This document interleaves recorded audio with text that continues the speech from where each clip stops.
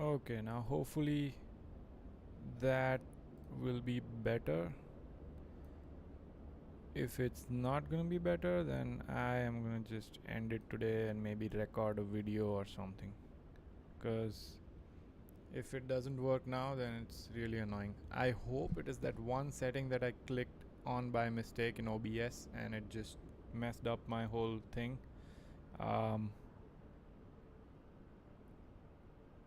But yeah, so far I haven't seen any reconnection issues, so I think we are good. Let me post the link at a couple of places at least, so that people can catch uh, it, because this initial issue might have just thrown everyone off.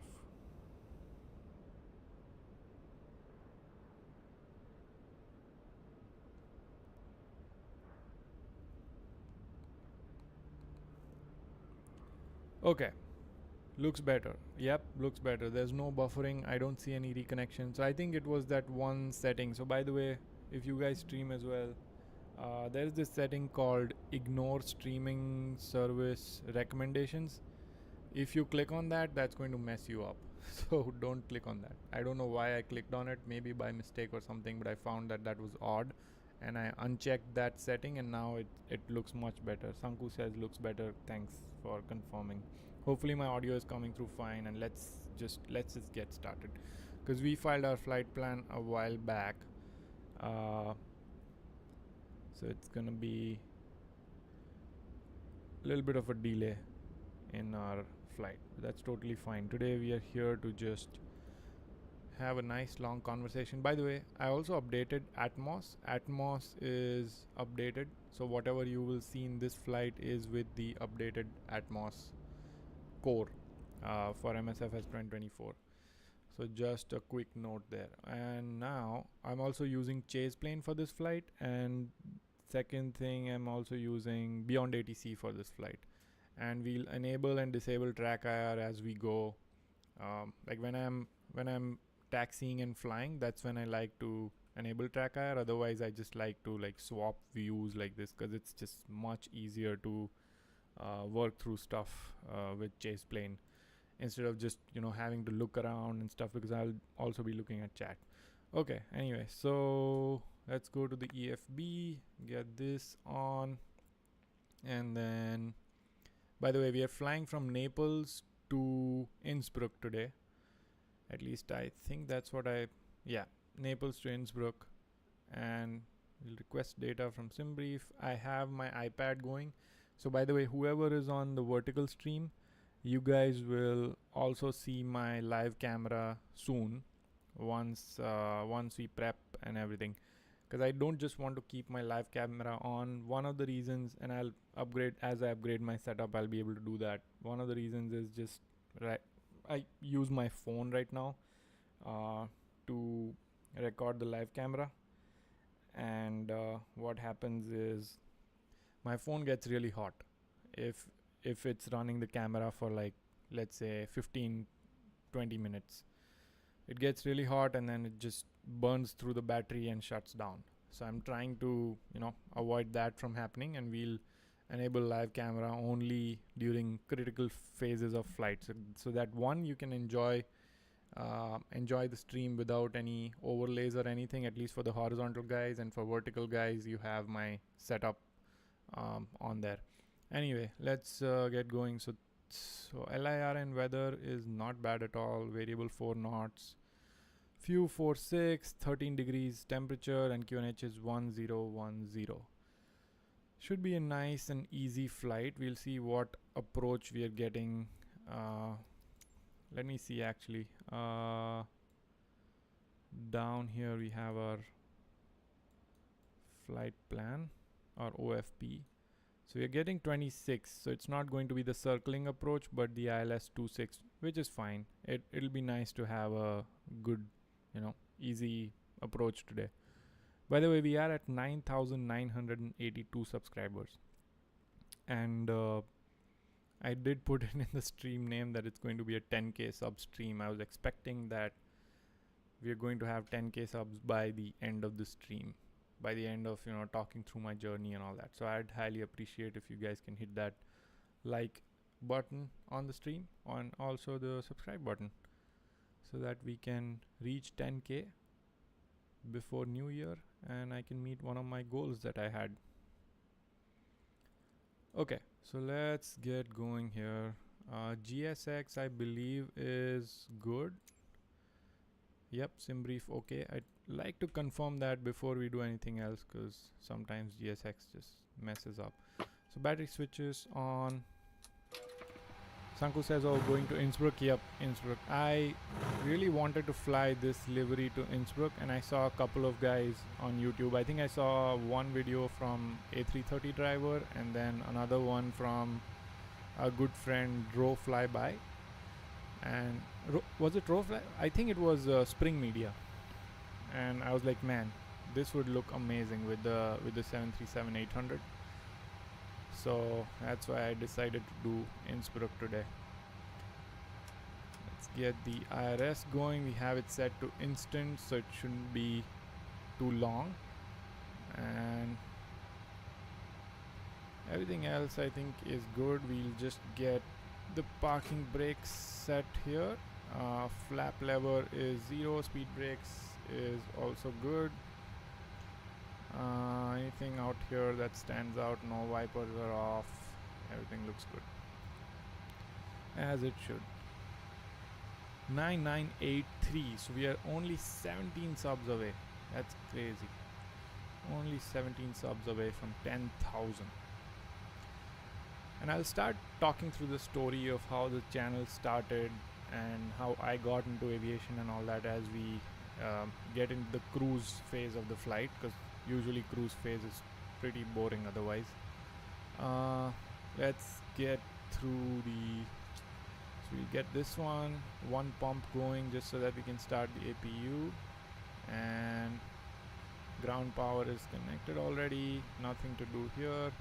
Emergency exit lights can go on. Fasten seat belts. Actually, I'm gonna turn on fasten seat belts because there's a bug right now in the airplane where if you leave it on auto, it's going to just keep dinging every time you press. King Bob's Kingdom says volume is very low. Is the sim volume low or is my volume low?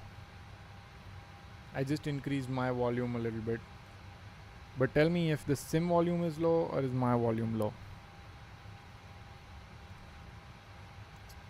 I really like this kind of feedback because I'm not good at setting volume levels. I've usually just set my gains properly, I think, but for some reason, OBS is always weird.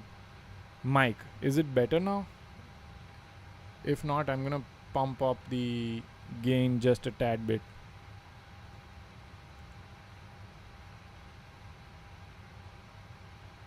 Let me get the gain just a little bit higher.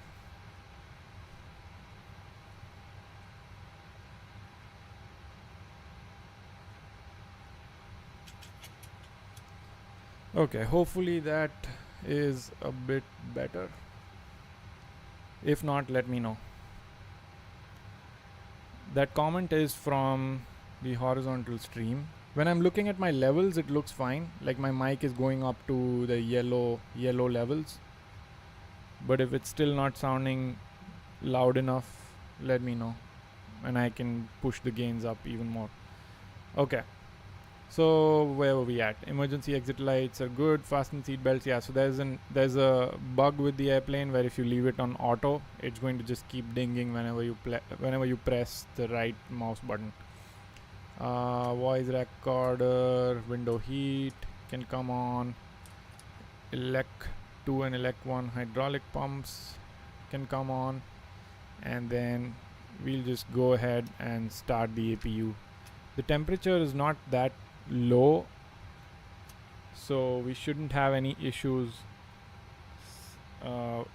running without the APU, but still I would just go ahead and start it for today. So for flight level, we have Gregorio says, what driver are you on? it is the latest one. I always just update it to the latest one. So our flight level is going to be 340. Okay, so we'll set that up here, 340. And our landing altitude is going to be, let me pull up the charts here on the other iPad that I have. Airport elevation is 1900, so landing altitude is going to be 1900 up here. Looks good. So overhead panel is good to go. We can turn on the anti-collision lights later on. So APU is on. I think it has been 2 minutes since I started the APU. Also, let me also check my stream real quick on my phone so that I can confirm how the audio is doing. Because if we keep going and the audio isn't good, then there's no point.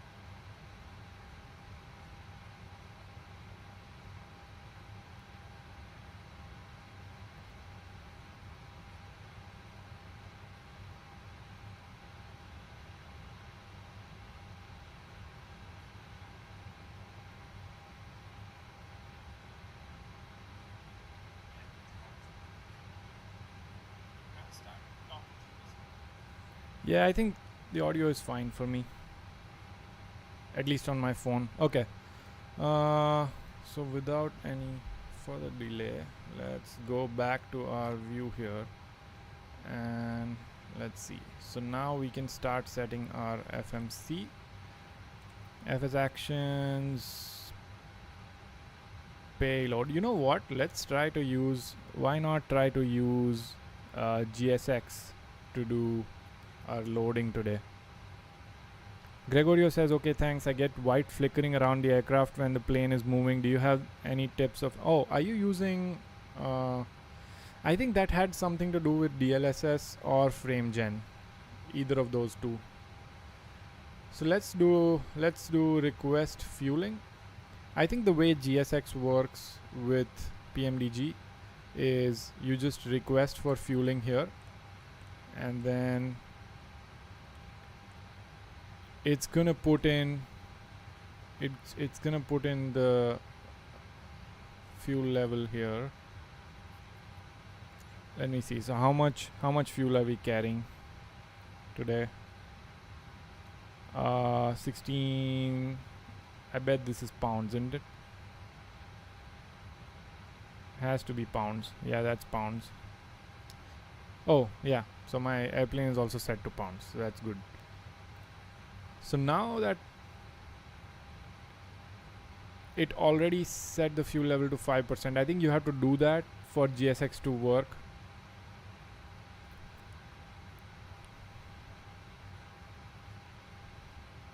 Okay, so now it would tell me to set the desired fuel quantity, which is going to be our block fuel is going to be 16898. I'm gonna just take, let's say, 17,000, and then you put that in, and I think GSX would then fuel it up. I think that's how it works. I'm not 100% sure. Yes, I did set up desired fuel quantity. Just fill it up.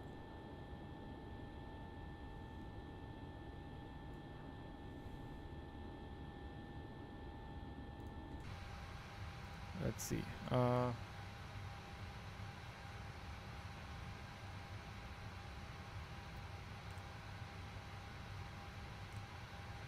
I thought that's how it works, but apparently not. It says please use your airplane fuel system to set desired fuel quantity, which I did.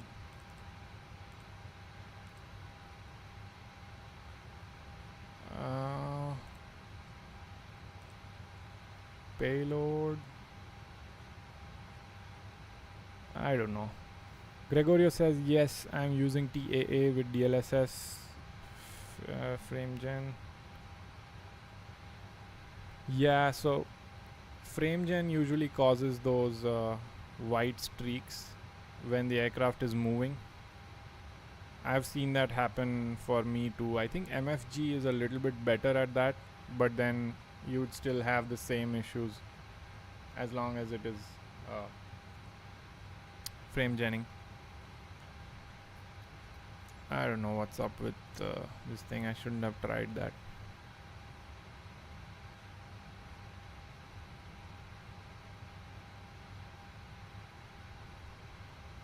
Should not have tried this bullshit. You have to use the Pmdg fuel truck?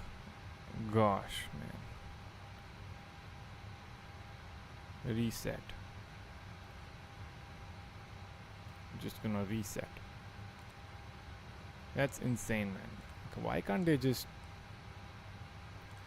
But I thought there was some way to do this. I've seen a video of someone teaching how to do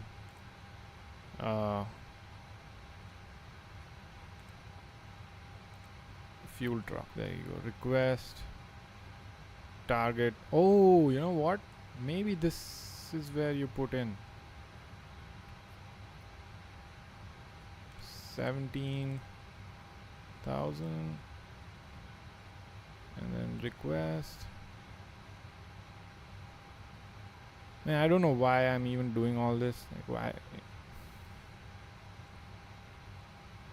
Joshi ALV is asking, hey brother, what do you think about the WinWing joystick for Airbus?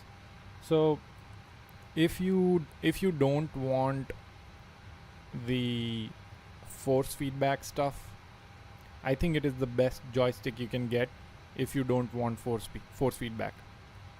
That's my short answer, but I've also done a longer video on this stick, I think. But yeah, if you don't want FFB, this is the stick you need. It has really good like damping options and stuff like that. I love it. I'm gonna keep it until at least end of 26, unless the FFB sticks become much more advanced than what we have right now. Okay, so route, go back, flight plan request, sim brief. Gregorio says request fuel truck and insert a quantity. Yep, that's what I did. Set payload, and then I guess you don't set fuel here, right? Ground services. Yeah, I don't think, and then you have to hit start, I believe. Yeah. So I would say let's just set payload, and I think fuel will be set by whatever, you know. I wish they had good GSX integration, or maybe I just need to watch that video again. What is it doing? Is it even fueling? I think it is, yeah.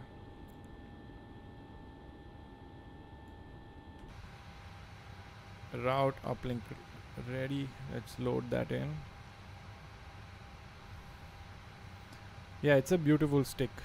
Not gonna lie, this one. Ursa Minor. It's a beautiful stick. I had the one I was using before was Thrustmaster something, like really old Thrustmaster stick, and then I moved to this one. Let's set up our QNH at least, so it's 1010.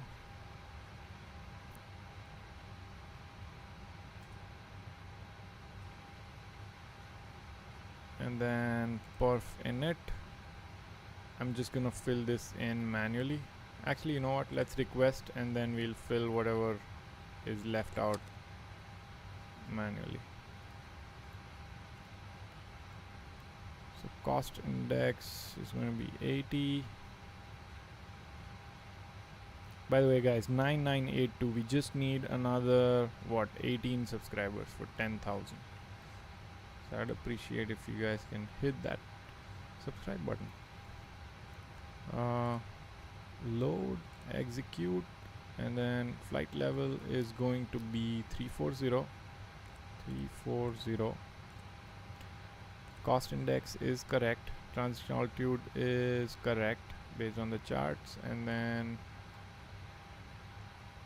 winds are also correct. Reserve is finrex.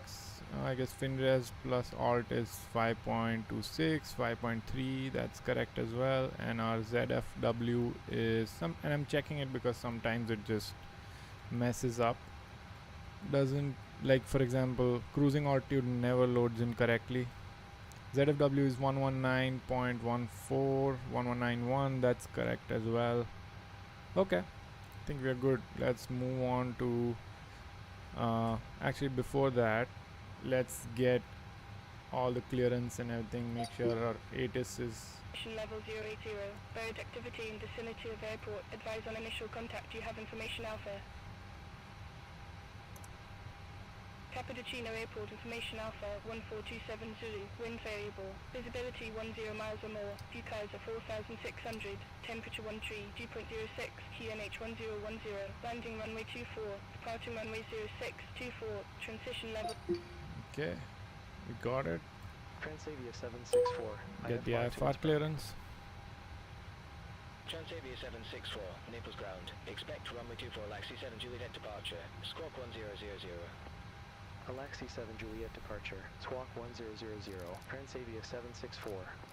Transavia 764, readback correct. Call me back when ready for pushback or engine start. Roger that, Transavia 764. Okay, let's plan the departure here, and let's turn down the ATC because we won't need them. Departure, arrival, departure. We are departing runway 24 and Alex 7 Juliet. Execute. That's a nice departure. We'll have some fun hand flying. And then for arrival we just have runway 26. So I'm gonna do RNAV Z, but let's see what we get. Let me see what we have in the plan here at least.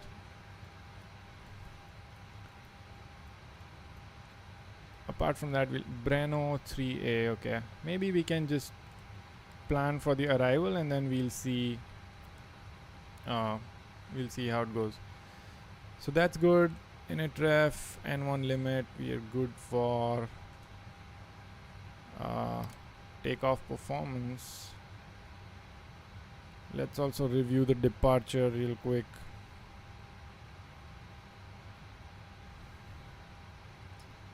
So our flight level is going to be 130.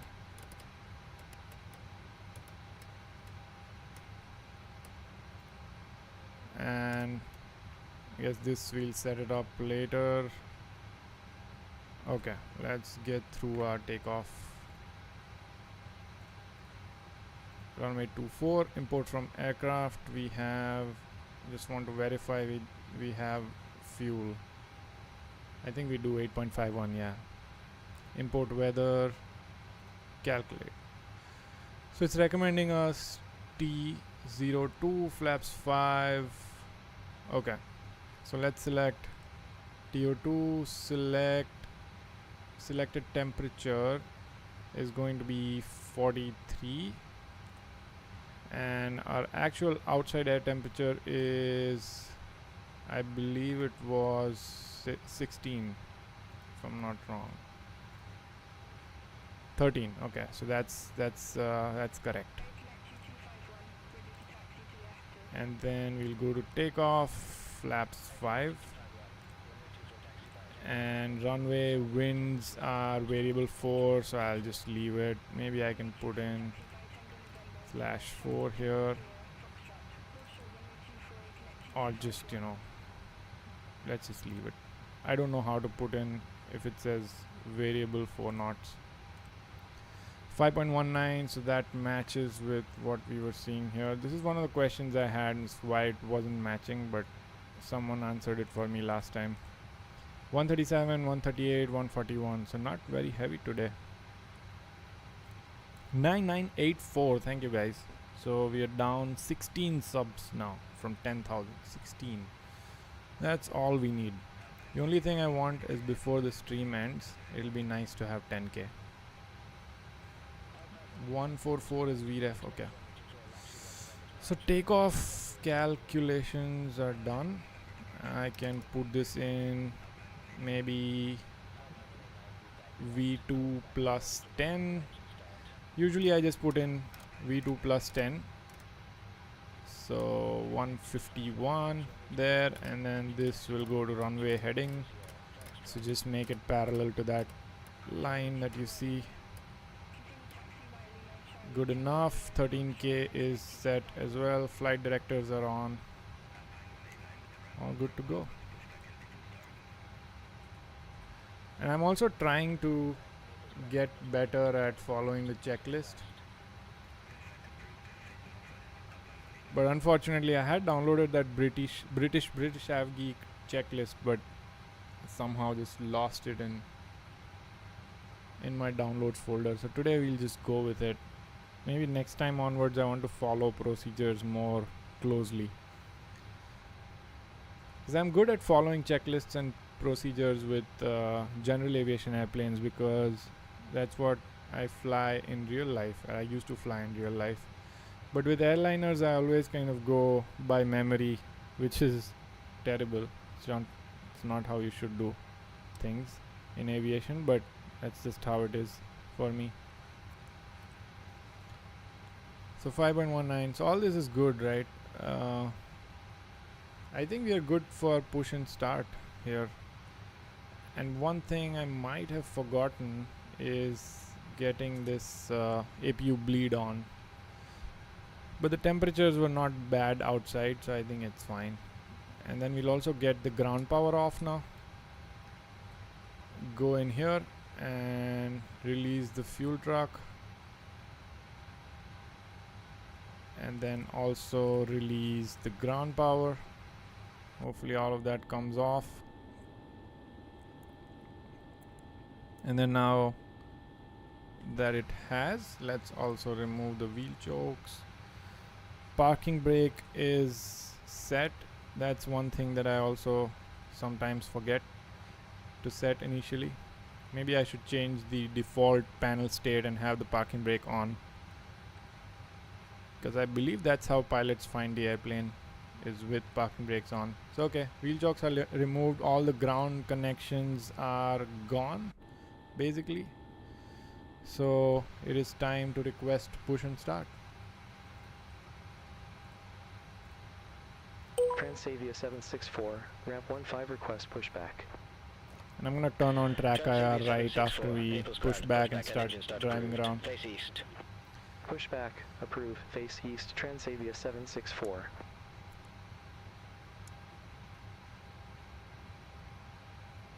Air connect to 251, contact neighbors tower 118.5. Over to tower 118.5, air connect to 251.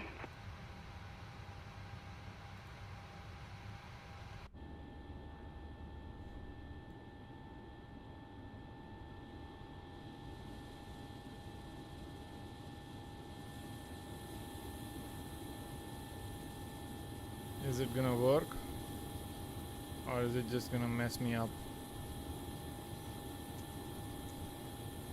Let's click again. So these days GSX, I always have to click it twice for it to work for some reason. I don't know why that happens. But I think this is a good time while they're setting up. I am going to 9985. So now only 15 subs left. That's amazing. Boxinator is asking, why aren't you on VATSIM? Because VATSIM doesn't always have ATC in that area. And also I stopped flying VATSIM long back. Let me turn these guys down. I stopped flying VATSIM because one, you just don't have don't have ATC all the time everywhere. Beyond ATC voices are so good now that I just like flying with Beyond ATC. You always have ATC and you also have this auto respond option, so you're pretty much following at least the comms procedure, or at least the auto this thing Copilot is following the comms for you. So yeah, that's why I like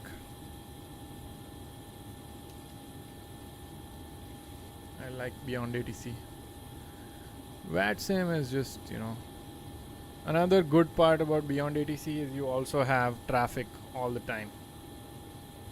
I love that. You always have traffic. Okay, so my camera is set. I'm just gonna enable my camera in a few seconds. Just setting the angle up correctly. Okay, there we go. It's a nice morning out here, so you'll see how everything is just bright in my room. So hopefully on the vertical stream and on horizontal stream you should see my camera now. And let's go back in. So we are facing left, nose left, tail right. I think it's a good time after taxi to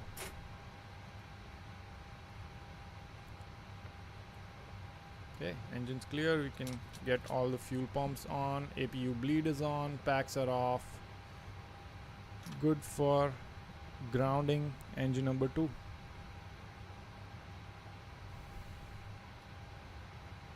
I think I have views set up. If I'm not, yep, there you go. Nice. I have views set up. For some reason, the engines sound better today. I can actually hear the rumble. I've always had audio issues with Pmdg here. 28, let's get it fuel.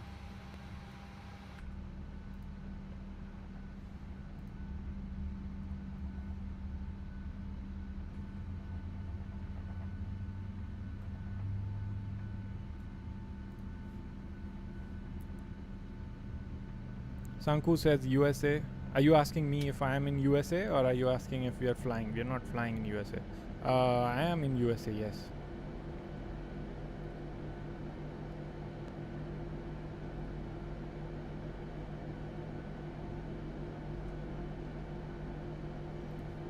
Okay, that engine should be good. Yep. It's ground engine number 1.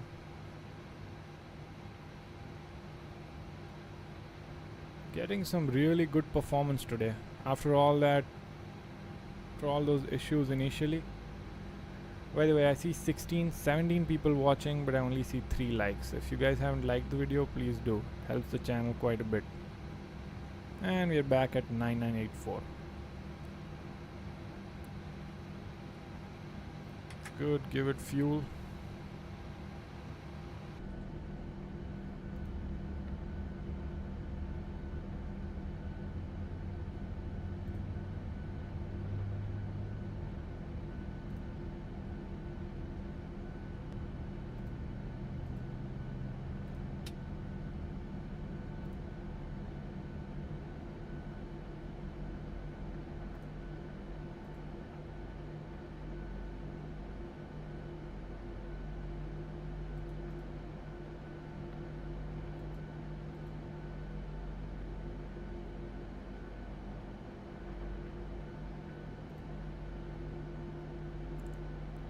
I didn't set up. Gregorio is asking, what do you rate this airport? I would say like 9 on 10. The ground textures look a little too clean for my liking, but otherwise it's an amazing airport.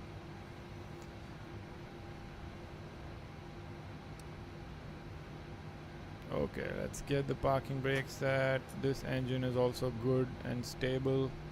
So we'll go engine start switches to continuous. Anti-collision should have been on already, but they are not.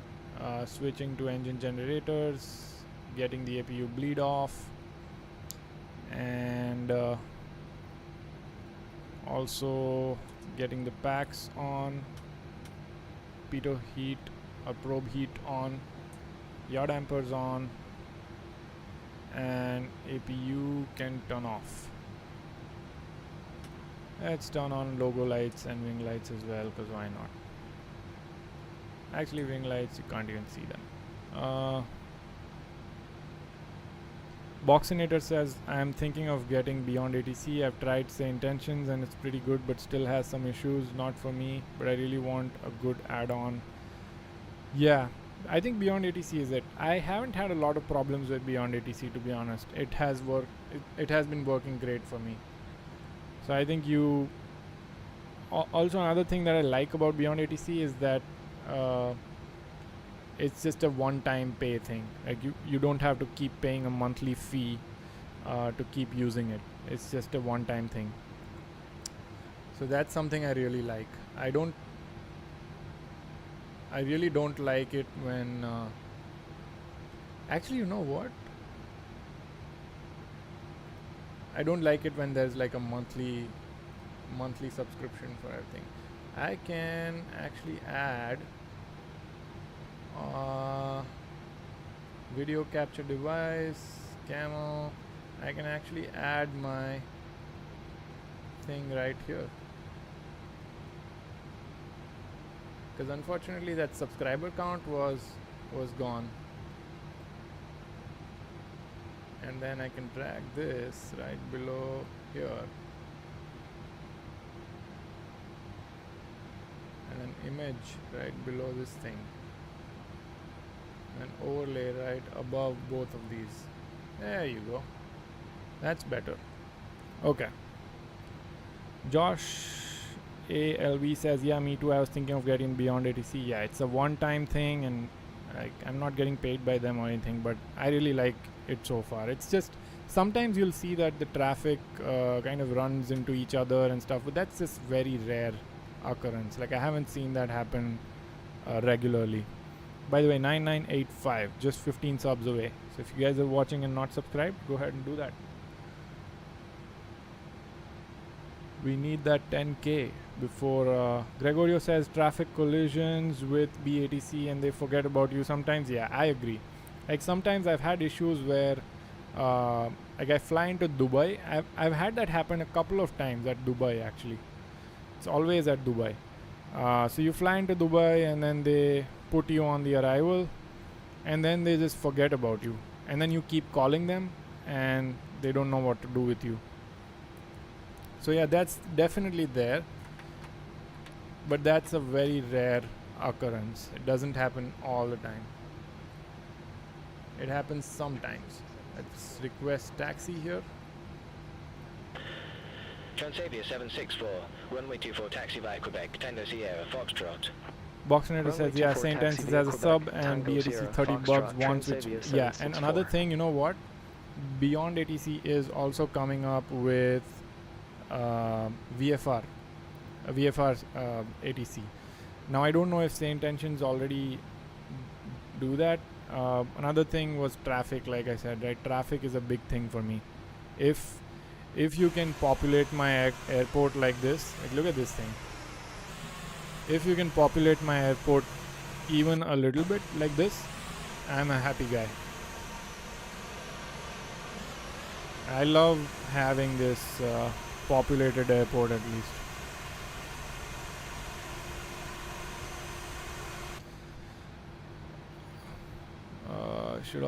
Boxinator says you should also turn on runway turn-off lights before taxi. Really? I thought runway turn-off lights are only for when you're taking off. Actually, I remember watching a video just like a couple of days back where the guy was saying that runway turn-off lights come on only before you enter the runway. I don't know, maybe I'm wrong. So we have taxi clearance for 24, and if you can see my iPad, I'm just looking at where we are going from. So we are taking Quebec, which I don't even see here. That's very weird. So 24, there's only Oh, so yeah, this is Quebec, and then we have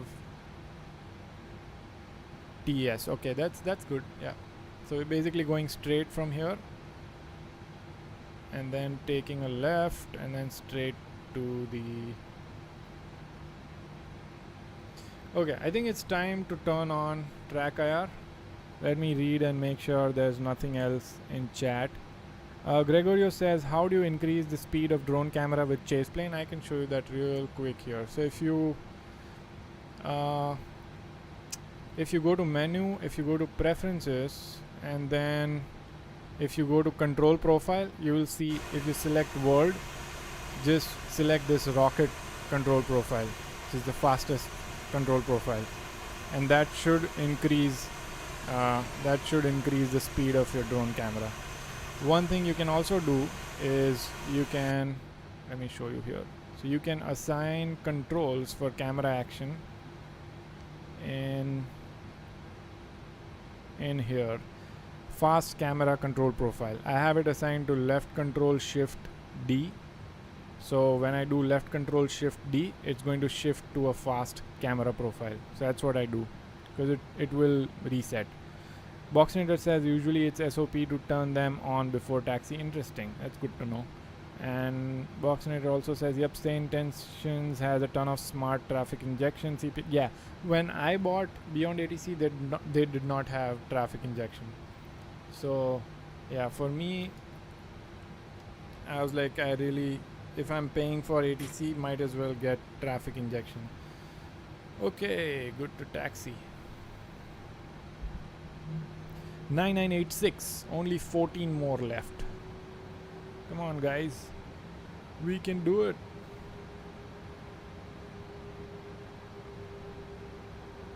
Also, one of the other game-changing purchases that I've made for Msfs is track IR. Track IR has been so good. I love track IR. At least when I'm taxiing and flying, it just adds so much immersion. It's amazing.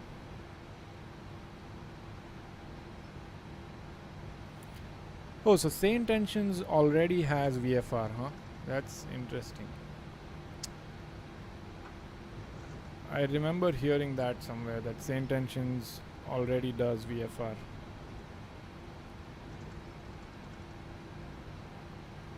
So this is all Quebec, and then we are joining Tango Sierra, and then Foxtrot is where we are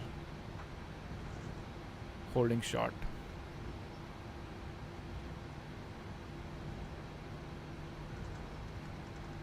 I need to disable track IR when I'm looking on the left towards the chat screen, because I finally have 3 monitors now. So one on this side, one in the center, and one here. So on the right is where OBS is running.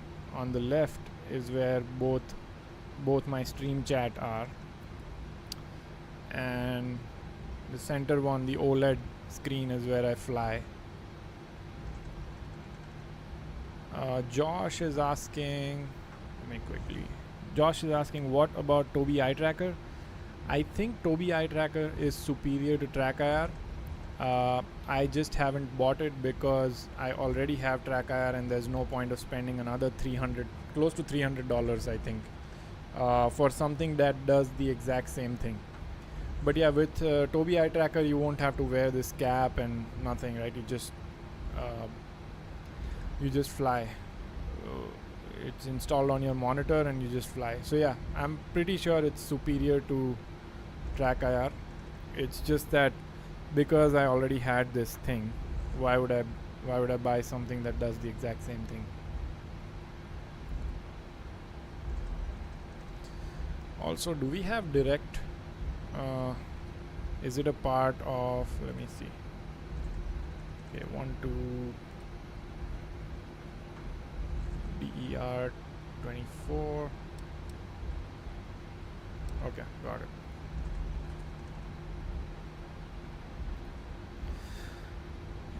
Gregorio is asking, do you use rudder for taxi with all the planes? Yes, I do. I have been told before that I should use the twist action of my joystick out here, but I just like taxiing with rudder because in real world I taxi with rudder on 172, right? So it's just more organic for me. Lucas says, hey guys, hey, what's up, man? 9987. So we are now only 13 subscribers away from 10,000. And like I said, the title of this video is my journey.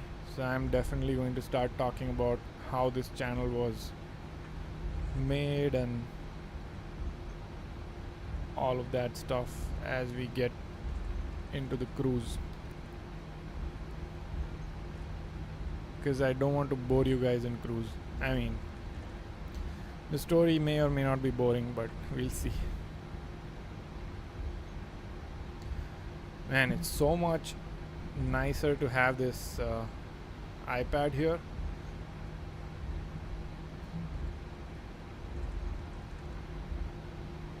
Because I can see my charts right there, and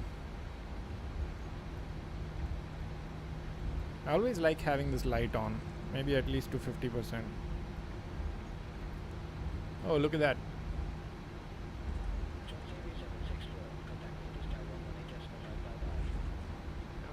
Look at that.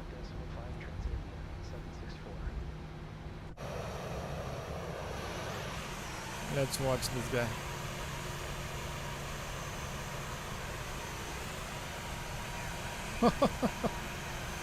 Oh, he just banged. Let's see. Not there yet. So that's Echo, and the next one is Foxtrot.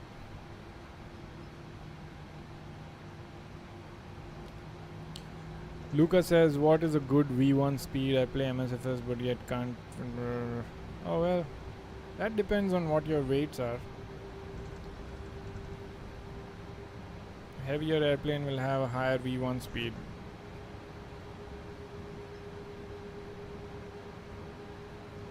That thing just dropped, no? The airplane that was landing, I don't know which airline that was. It just dropped. Okay, we're good on the lights. We're good on the overhead panel. Flaps are correctly set as well. Auto brakes, RTO, everything is good. Let's just request departure. Let's not cross this line here.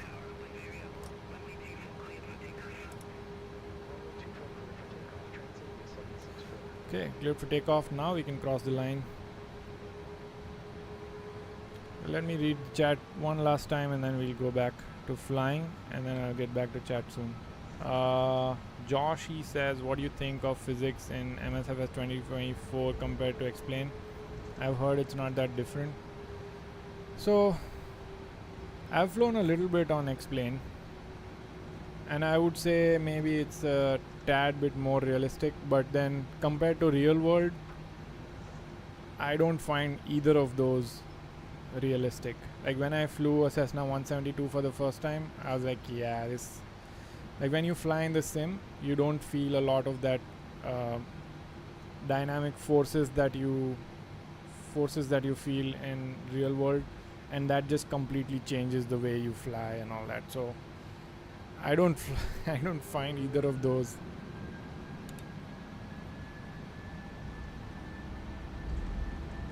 Let's get this chrono going. I usually forget about that.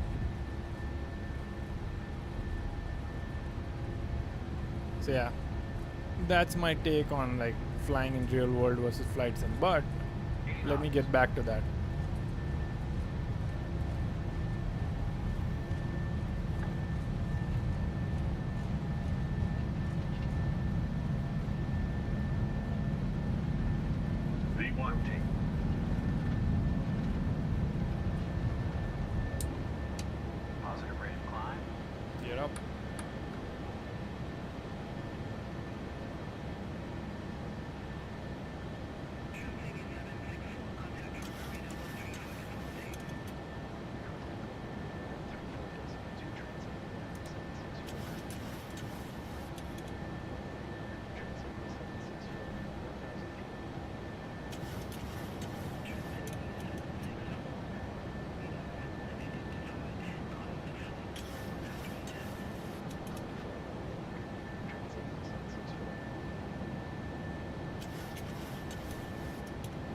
Trying to manage a couple of things here while flying. That's why I'm a little bit off on the flight directors here.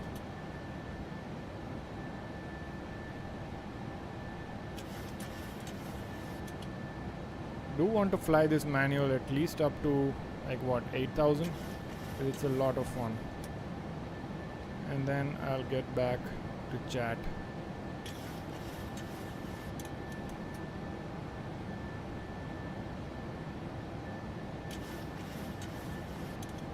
Okay, I think it's trimmed out pretty well. We are cleared to only 10,000 for now, so let's get this up to 10.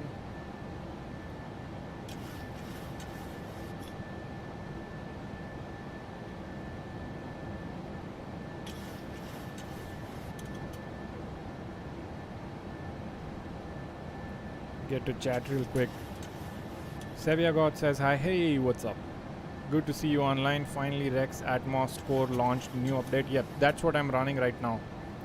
So whatever you see here is basically Rex Atmos updated. Luca Tech is asking where are we headed to? We are headed to Innsbruck, so it's going to be a fun landing.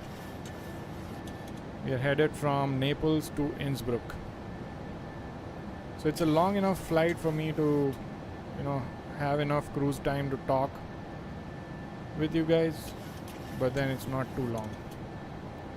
And we can always, push the auto cruise. We are at 9987, guys. I'll get the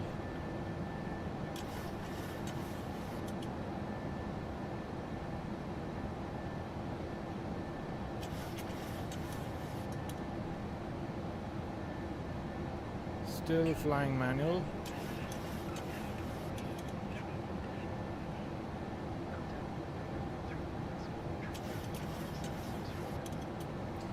I'm not using Active Sky today, by the way, because I thought it would be nice to just fly without Active Sky.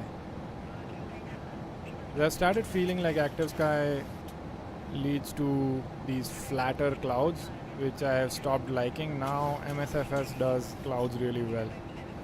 I don't know if they changed something in SU4 or... Yeah, I wanted to at least fly this turn manually. It's so much fun to follow the flight directors. Okay, flaps up. 8,000 standard. And we don't have clearance yet, so we're still going to be stuck at 8,000, but I think we might get it soon. Flaps 1 and flaps up.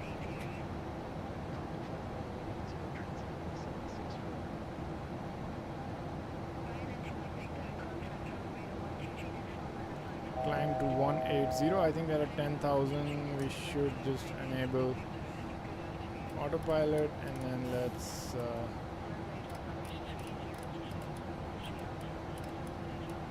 get this thing up to 18,000. Disable track IR. Savia Goth, I already read that message. Atmos core, yep, Atmos core is on. But yeah, if you guys see, let's say, what I really like about Atmos is the way it does this horizon. You see how you don't see a lot, like the visibility is not that much. Xavier says I run Active Sky in passive mode just to get accurate winds. I also prefer the weather depiction of MSFS 2024. That's a good, yeah, that's something my friend also told me, that he runs it in passive as well, just to get that turbulence effect, winds and stuff like that. And then apart from that, you can just use the MSFS weather. I agree, it's better now. Like before in MSFS, we never used to have this kind of flatter clouds. Now we do. Now the cloud formations are different according to the weather. So that's what I like. That's something I liked about Active Sky, but yeah. And it's kind of bright. It's evening here. Oh well, is it morning or evening? I think it's I think it's evening.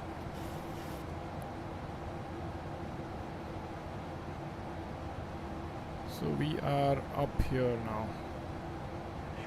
Let's get this chart out of the way. Still have clearance to 180. Let's get this off and let's get the lights off. Engine start switches to normal. And that's it. I won't change the fasten seat belts because it's going to mess my sounds up. It'll start this ding every time I... 9988 now. Just 12 subscribers shy of 10,000 subscribers. I think it's a decent time to start this story. And I have game capture on for my vertical stream, so it's not gonna show you guys if I bring some window on here. So I think I would prefer, whoever is watching vertical stream, I would prefer if you guys can just swap to the horizontal stream, because that way I can, if I'm showing something on here, you can actually see it. But I'm gonna leave the camera on just for a little bit. Actually, you know what? My phone might die. Yeah. My phone just might die because it overheats. Like I said, it just overheats and then it dies. Joshi ALV says, yeah, but I think the cloud texture needs a little bit of work. It's good. Yeah. It's not a texture, is it? I thought it's volumetric clouds. It's not texture. But yeah, overall, I think the engine, weather engine needs a little bit of a work. We will keep terrain radar on today because we are going to Innsbruck. Let me quickly check the weather at Innsbruck, how bad it is. Should not be bad.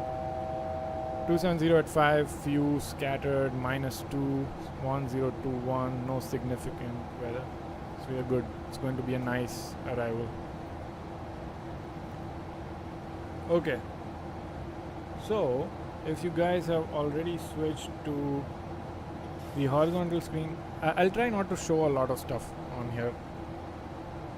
But starting with how this channel's, or maybe I guess starting with how I got into aviation. This is one of the questions that someone had put in on my chat. Do I have clearance? Climb to 180. That's it.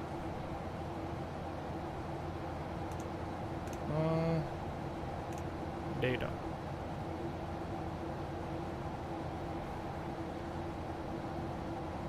Why are they not giving me clearance above this? I guess I can request altitude change, but let's see.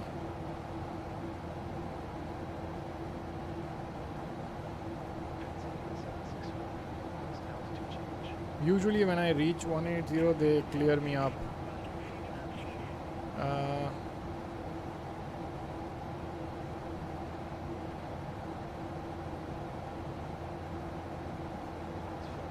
Are they going to make me request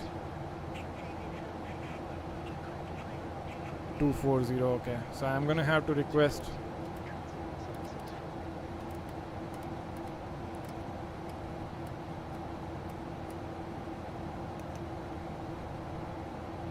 I'm gonna have to request clearance up to 340.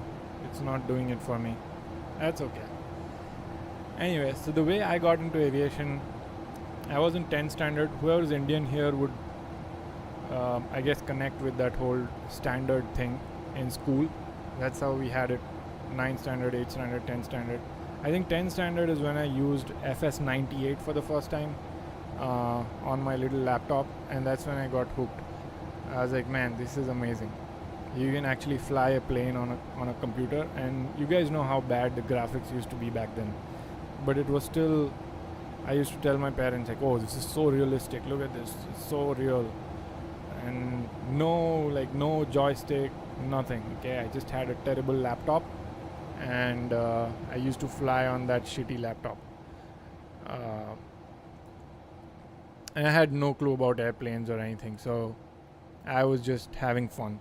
But that's when I first got hooked to flying. And then I don't think I used flight sim for the next 2 years, maybe when I was in 11th and 12th standard. I got back to flight simming during my bachelor's, when I was doing my bachelor's in aeronautical engineering. That's when I got back into flight sim. And how did I get back? It was, so there was an aeronautics club in our college where they were doing flight sim, like flying competitions. So we would have like a have like a landing competition where everyone is in the same room with their laptops, and you can use mouse, joystick, or whatever hardware you have, and then they will set up a scenario for you. I think at that time we were using FSX, so they would set up this. Our seniors would set up the scenario for us, maybe on an approach or do a short flight or something like that, and we were rated based on the landing rate. It's the worst way to rate someone's flying, but yeah, we were rated based on how good the landing rate was. And then I remember I was really bad at landing. I used to fly with my mouse back then, and I was bad, like really bad. I used to get scared of landings so much, and maybe most of you guys would connect to it. Used to get really scared of landings, especially with the mouse. So back then when I was flying with the mouse, we had this competition, but then it was not regulated, it was not very well regulated. So what they would tell us is like, hey, you can have as many tries as possible. Just send us a screenshot of, I think it used to be FS passengers or something. Sanku is saying lol. Yeah. So used to be FS passengers, where we would log that landing rate and then take a screenshot of it and send it over.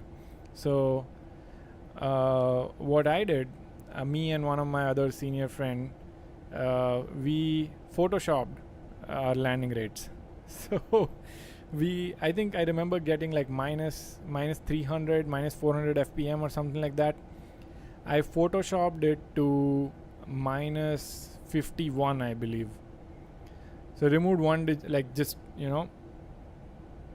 back then I had relatively good Photoshop skills. So I just matched the font and everything and just photoshopped the landing rate to minus 51. And that's how I won that flight sim competition.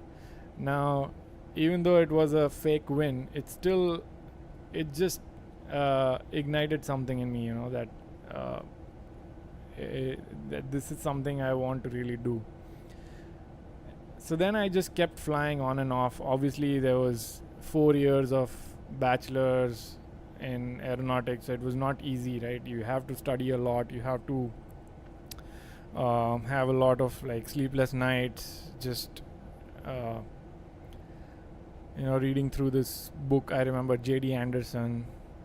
It was an aerodynamics book, and I used to use that same book to I used to use it as a cooler for my laptop. So I would place my laptop on that aerodynamics J.D. Anderson, and I also have a photo. If I look it up, I think I have a photo of that. Let me see if I can find that photo. But yeah, I'll keep talking while I look for it. So yeah, I used to use that book as a cooler, and I don't know what fun I had in just flying for a virtual airline. But I had joined this virtual airline called, oh, there you go. I found it. Okay, this is gonna be fun. So let me download this image. I found it. So if you guys can switch to horizontal stream, you'll be able to see it. Sorry for the vertical, guys. I just haven't set it up in a way that vertical stream will be able to see this, because it's capturing my game. It's not capturing my desktop. But yeah, this was my setup. So whatever this joystick and throttle quadrant was, I don't remember, but this is the first purchase that I had made for FSX, apart from FSX obviously.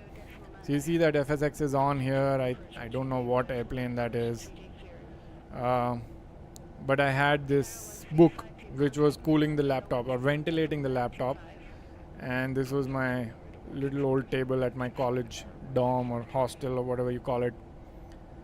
And this is how I started flying. So this is one of the first photos that I have when I was flying. Obviously initially I was flying with a mouse, and then I switched to this joystick. I think at that time it was around, if I'm not wrong, 5,000 rupees or something. So it was quite expensive for me back then, and my parents bought this for me on a birthday gift or something, and I used to fly with this. And for the longest time, I think for the next 5 to 6 years, I did not upgrade anything on my setup. Nothing. I used to fly with the same laptop, same joystick for the next 5 years. And I also joined this virtual airline called British something, British Airways Virtual, BA Virtual or something, because I got really motivated by this video that the British Airways had made. So if you look it up online, Savia God says, I use a laptop like that as a second screen, a Dell Latitude E6420. Nice. Yeah, there was this, I had a Lenovo laptop, and even that was from my college. It wasn't something that I had bought for myself. Oh, by the way, I think I forgot that I needed to keep asking these guys for clearance. Let me quickly just do that, and then we'll get back to our story. I'm going in a little bit more detail, but that's how I like to tell people how this channel even came into existence. So I hope you guys are not getting bored. But keep asking me questions in the chat so that I know you guys are at least listening. We do have 9 viewers on horizontal, 11 on, I guess, 10, 11. Okay, let's request altitude change, and let's go to 340.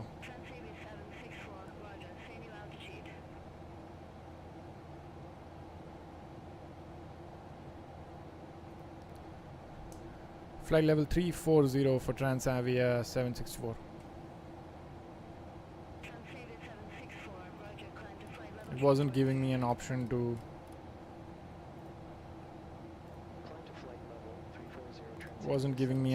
select 340, so I had to just, okay, there we go, 340, and I'll go back to some interesting view here. Looks amazing with Atmos. Gregorio says, do you still use zero and sharpening? Yes, I do not use any. Yeah, I haven't changed those settings. We are at 9989, so only 11 subscribers left. My god, guys, 11 subscribers to 10,000. Okay, so back to the story. I'll bring up this photo on here. Let me see if I can quickly change the vertical stream to display capture. If I can change the vertical stream as well, that'll be nice, so that you guys can, both the streams can see my main screen here. And then I'll turn off game capture because that's not needed, and display capture can go somewhere below here. Okay, that is good. So now you guys should be able to see my stream on the vertical as well. So yeah, what I was talking through is this setup. Josh says, I also used to play FS 2004. Oh yeah, I remember 2004, but I think I skipped 2004 and I just came back in FSX. I think FS 2004 was really goated, from what I remember people saying on YouTube. FS 2004 was the best among those series of flight sims that came out during that time. Xavier God says mine was e-waste from work, got it for free. I used to broadcast to virtual screen feature from Windows to use it second screen, works like a charm. Nice.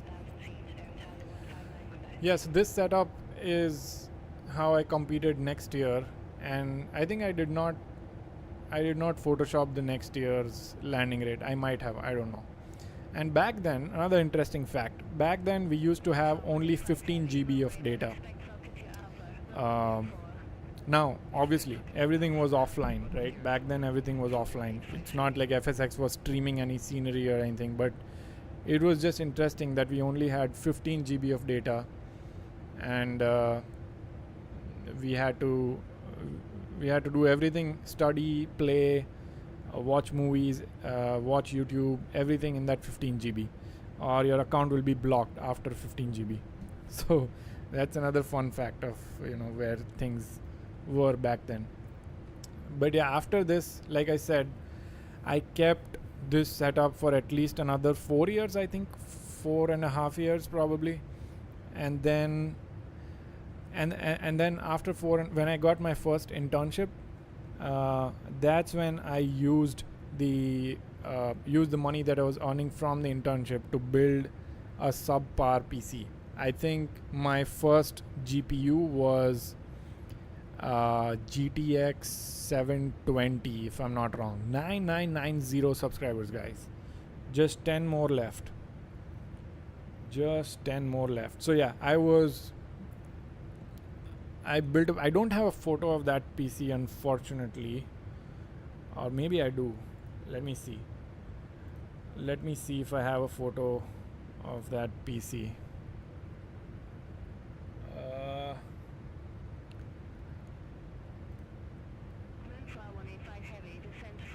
Let's see if I go down here. Oh, I did find a photo going down the memory lane. I think this will be an interesting story. Let me look for PC and see if anything shows up on my Google Photos. Yeah, I don't think I have photos of that old PC. See, that's why I just take photos, guys. If you don't take your photos, at least take photos of your surrounding. Like you will like looking at those photos. I hate looking at my photos, but I just love capturing things around me and then looking back and thinking that, oh, this is how far we have come. Like, for example, if I did not have this photo, I would not have known, or I would have almost forgotten or faded in memory on what I started with. So take photos. Another fun photo that I have here, I'm gonna pull that up real quick, save, and then open this one up. So this was me starting to develop add-ons for Flight Simulator. So before that, I think there's another story. So when I started my internship, that's when I started building the PC. That was my first PC. I think it was a 4900K Intel. Back then, Intel CPUs used to be a thing. AMD wasn't better than Intel back then, so Intel CPUs used to be a thing. So I built a 4900K CPU, and then I had the GTX 720, I believe. And then that's where I actually started doing some real simming. Again, there was still no YouTube, nothing. Right? I was just watching people on YouTube. I think at that point there was Frugal Sim, there was Matt Davis, rest in peace. Again, really good guy. Unfortunately, he passed away a while back, but amazing YouTuber. Really funny guy, entertaining guy. I know I'm none of that, but I used to love watching Matt, and I used to like watching Frugal Sim as well. He has stopped making videos. So yeah, those guys were the prime YouTubers back then, back in the FSX days. So then I started simming. I finished my bachelor's through the internship, built this PC, subpar PC. what happened then? Yeah, then I came to the US for my masters, and during my masters I was still using that same PC, but now I upgraded from having a GTX 720 to a was it RTX or GTX? I think it was GTX. So it was GTX 1080. So I upgraded from a 720 to a 1080, and again that was also a second hand. You know, I got it from someone who was probably probably high on something, and he was selling a GTX 1080 for, I think it was $500 back then, and the GTX 1080 used to cost about $1,000. I was very skeptical because this thing was not used at all. It was in the plastic wrap and everything, and he was like, I'm gonna give it to you for $500. I took like 2 or 3 of my friends with me to a parking lot because I was very skeptical of this guy. I was like, I don't know if this guy is going to mock me or something, but I took 3 or 4 guys with me, and we I think it was a couple of my friends, not 3 or 4. And then we picked up that GTX 1080, got back home. I still remember that feeling. As like, you know, when you get that really good computer part, you get this insane feeling, like high dopamine, you know. And then when I put it up, I was so surprised. I was like, oh my god, 60 FPS on P3D, that's crazy. 60 FPS used to be, 30 FPS used to be a thing back then. Like, oh, if you're getting 30 FPS, that means like, oh, your eyes cannot even see more than 30 FPS. So it used to be a thing back then. But anyway, I think I have shown this photo enough. So yeah, then started simming at 30 FPS, which was a dream. Started buying more and more add-ons. Remember back then I was just flying default airplanes and just trying to, you know, get more and more understanding of the theory behind aviation, and just slowly watch videos and catch up on things. I mean, I'm still learning. As you can see, I'm not following all the procedures on the 737. But yeah, that's what happened. Again, guys, 9990. If you can get to 10K while we're doing this story, that'll be so good. So yeah, then during my masters I kept doing it. Another thing that I did get into while masters, and something about me is I was always motivated by money. So another thing that I did get into while I was doing my masters was add-on development. So not so much aircraft development, but more of like scenery development, because I was really good at using Blender. So I don't know if you guys know about this company called Attitude Simulations.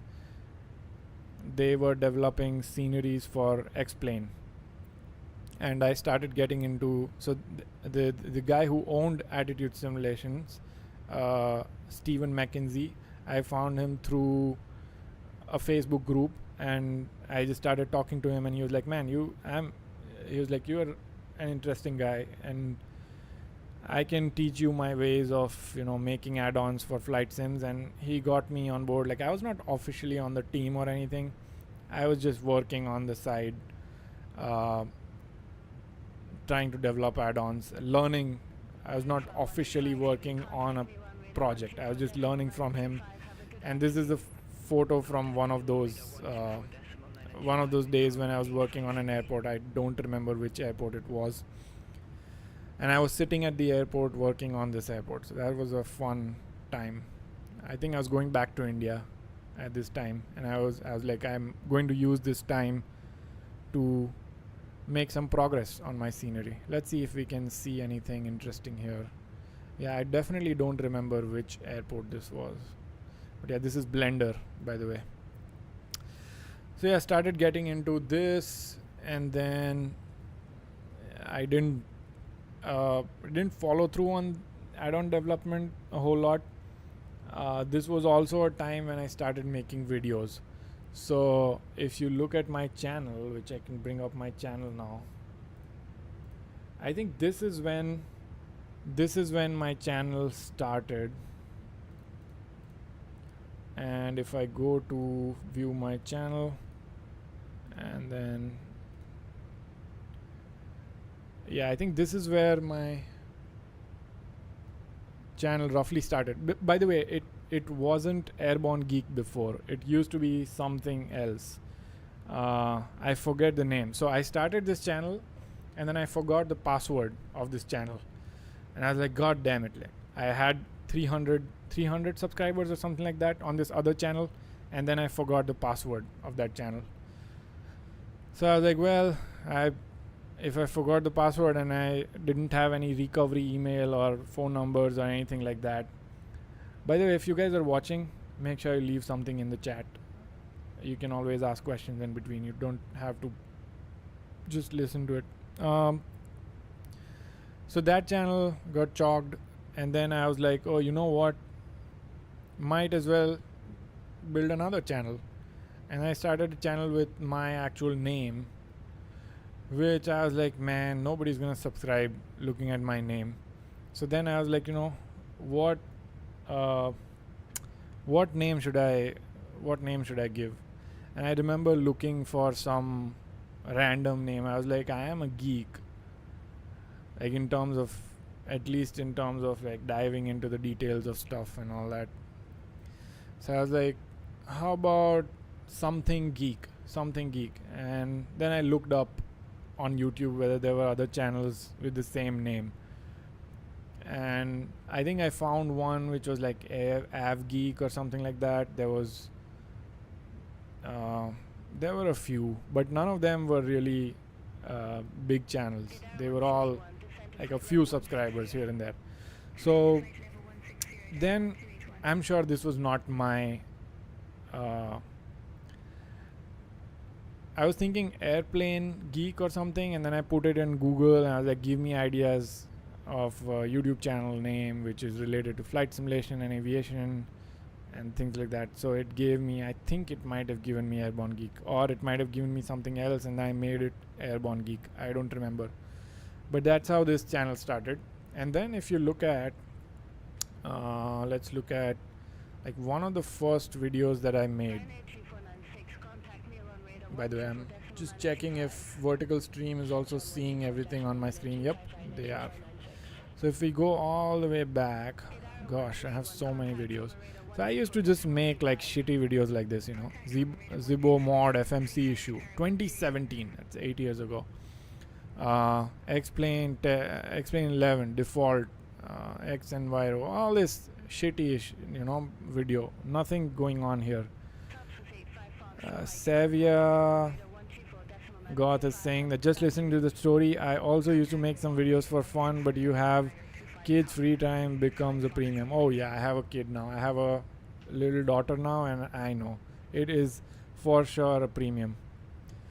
Like that's why I try to, like, anytime these days, anytime I'm on my sim, I'm basically doing something for the channel. I never get time to just sit and fly without doing anything else. It's always something for the channel.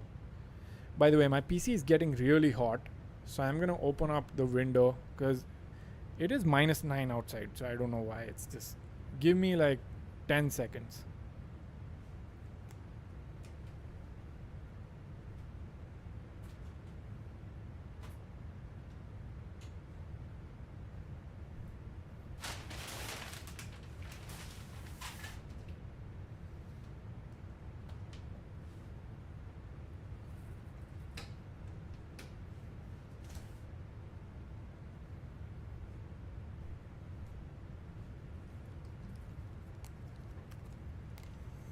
Yeah, when you have kids, time does become a premium. I cannot agree more. But yeah, so this finally the window is open, and now my feet freezing. It's -9 out here. Come on. But for some reason, there's so much less ventilation. I could see my PC going up to like 50 C on the cooler, which it never goes to, by the way, unless it's like really hot. So anyway, you see how these videos, right? All these. Oh, KBKL was something I was working on, so I was like making a stream of, how the add-on looked like. Look at that. So I made this stadium from scratch, and then like there was this terminal that was ready as well. Look at that. Of course, this project never came through, but I worked on it for a while and it looked pretty good. I learned how to do like bake in AO maps. Again, all credits to my good friend Steven McKenzie. He's the owner of Attitude Simulations. He's the one who showed me his ways, and I was loving it, man. I was loving to I loved that whole phase of my life where I was learning all this. That's one thing that I've stuck with, is I just keep learning something new every day. Let's go back to our old videos here. Gosh, man, I have so many videos. Holy shit. I can't imagine how many hours I have worked on this channel. One of the few things, that I was really insecure about was my accent. So I was very sure that nobody is gonna follow me because of my accent, because all these other YouTubers had like is there something going on? Because I've been scrolling for ages now. Yeah, so there was one thing I was insecure about, is just the accent. I was like, as soon as people hear my accent, they're going to just click away, or not enjoy the content and something. But I was like, you know what, I'll start, and then I'll just record my screen. I don't have to talk. I'll start and I'll just record my screen. So you see, if you see my old videos, you'll not hear me talking at all. Like all these videos of like default explains stall recovery, I was just showing how things work in explain 11. All of this was just me not talking at all. And then you'll see some videos where, oh, by the way, if you didn't know, I'm also very much into music theory and all these things. By the way, 9991, and we are very close to 10,000. I would highly appreciate if we can get to 10,000 today on this stream. If we cannot, that's fine, but it'll be nice. Let me check back on my flight real quick, make sure everything is good. I think it is. Yep, I think it is. We still have a while to go. Okay, so where's my channel screen? There you go. So I used to make these like covers and like music breakdowns, piano. I play piano, I play a little bit of guitar, not a lot. I can just play chords. I'm not very good at guitar, but I am good at piano. So that's where I started making those videos, the music videos. And then I think one of the first videos where I actually did well was this one. I did well as in according to me. Again, I was not talking or anything, but this was when Msfs 2020 came out, and I just did a time lapse flight with a 172. And it was so boring. Like I watched this. Oh, look at that! I have my specs in here, 6700K and 1080.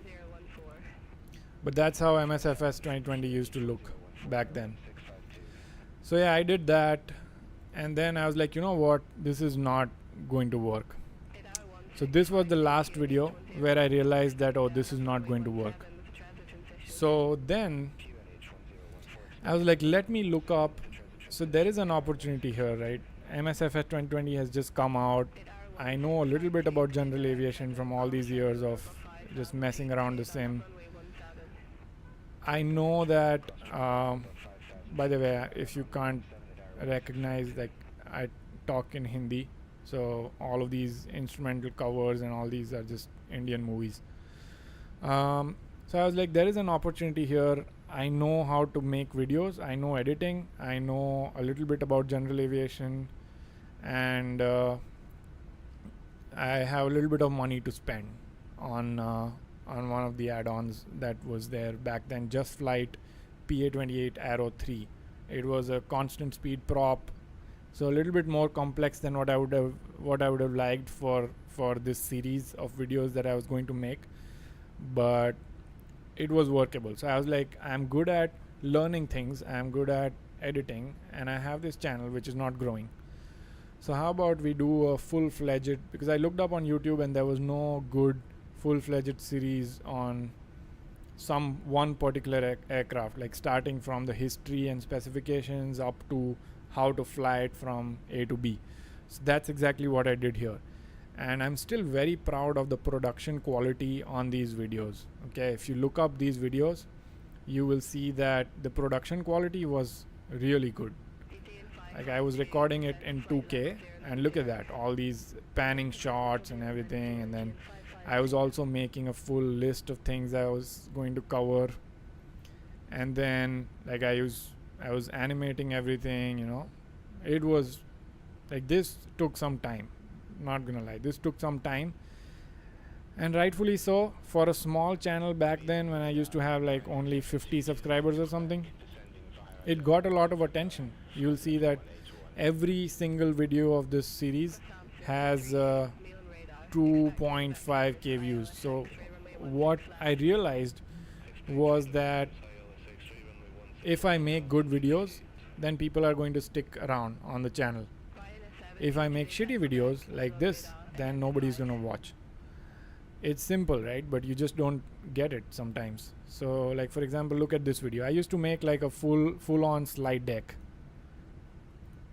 Look at this. Like, I had a full-on slide deck, like primary power, like this was covering electrical systems. So I was like making a full slide deck and then walking through that slide deck, and then also giving everyone the next episode teaser kind of thing. So this was a lot of work, not gonna lie. And you guys will laugh if you if I tell you how I recorded these videos. So I used to record audio on these videos separately.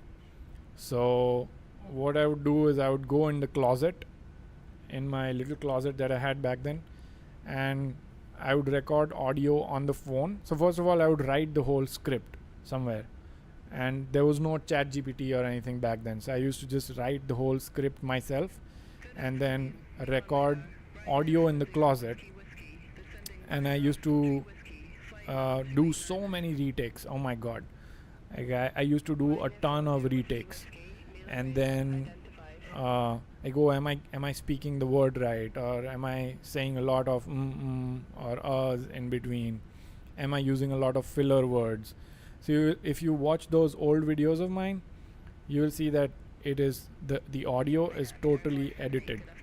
First of all, like, I would record it to perfection, and then I would also edit on top of that to clear out any filler words, anything. Like, it's very very detailed edits. So these took a lot of time, but they were 12-minute, 9-minute videos. But I would say each video would have taken probably like 8 hours or so to edit with everything, you know.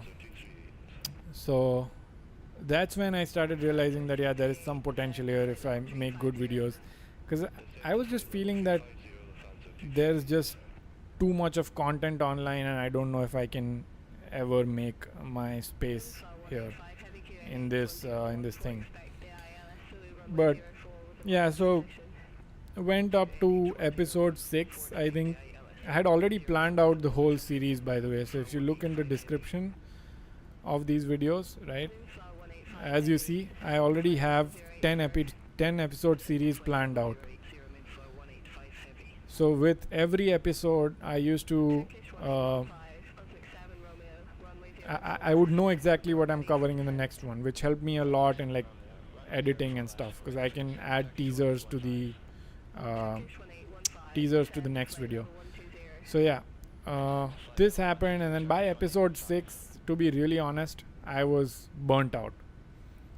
I was flying this airplane so much that I was totally burnt out on this. I was like, man, I still have like 4 episodes to go, and I don't feel like touching this airplane again. So then I started making just other videos. You know, there was this fly-by-wire A320 release that came up 3 years back. So I was like, let me make a cold and dark startup. But you'll see, right? You'll see that it got more views than this one. but it did not get quite as many views as I was as these other videos which I was uploading. So I was like, yeah, but I have to mix it up because I can't keep doing this heavily edited videos again and again, right? By the way, let me switch my stream here.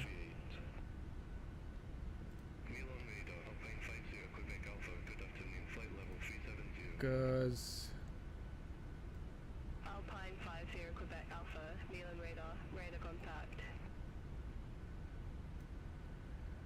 I don't understand what is going on. So if I hide this, why is it not going away? It's weird. Trying to hide, oh, there you go. Trying to hide this camo so that I can bring back my image here and also go to without cam. Unfortunately, without cam is game capture. I'm gonna make that display capture so that you guys can see my screen again. There you go. And then I'll hide the game capture. Okay. So then that video happened. So I was like, yeah, I'm not gonna get as many views as edited videos, but let me just keep doing it. So this video was the first one where I was actually talking live. By talking live, I mean the audio was not edited. So if you listen to this video, you will hear a lot of filler words and all that.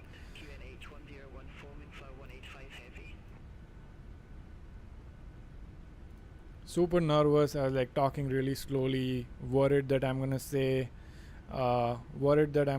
like or some kind of filler word which is going to sound really stupid, and then people are going to make fun of me. So this channel has not just been a journey to like 10k subscribers, which I never thought would happen anyway, but then it has also been a journey of improving my self-confidence to talk in front of people. Because I used to be a very shy kid, never mingled with a lot of people and all. So this channel has, like, when I was doing this in the background while my life on the side was unfolding, I was gaining confidence in everything in my life when I was making progress on this channel, which was amazing. Like, it just happened, right? It's not like I had planned for it or anything, but that's just something that happened. So then I made this fly-by-wire series, and the Autoland tutorial, you can see, got some attention.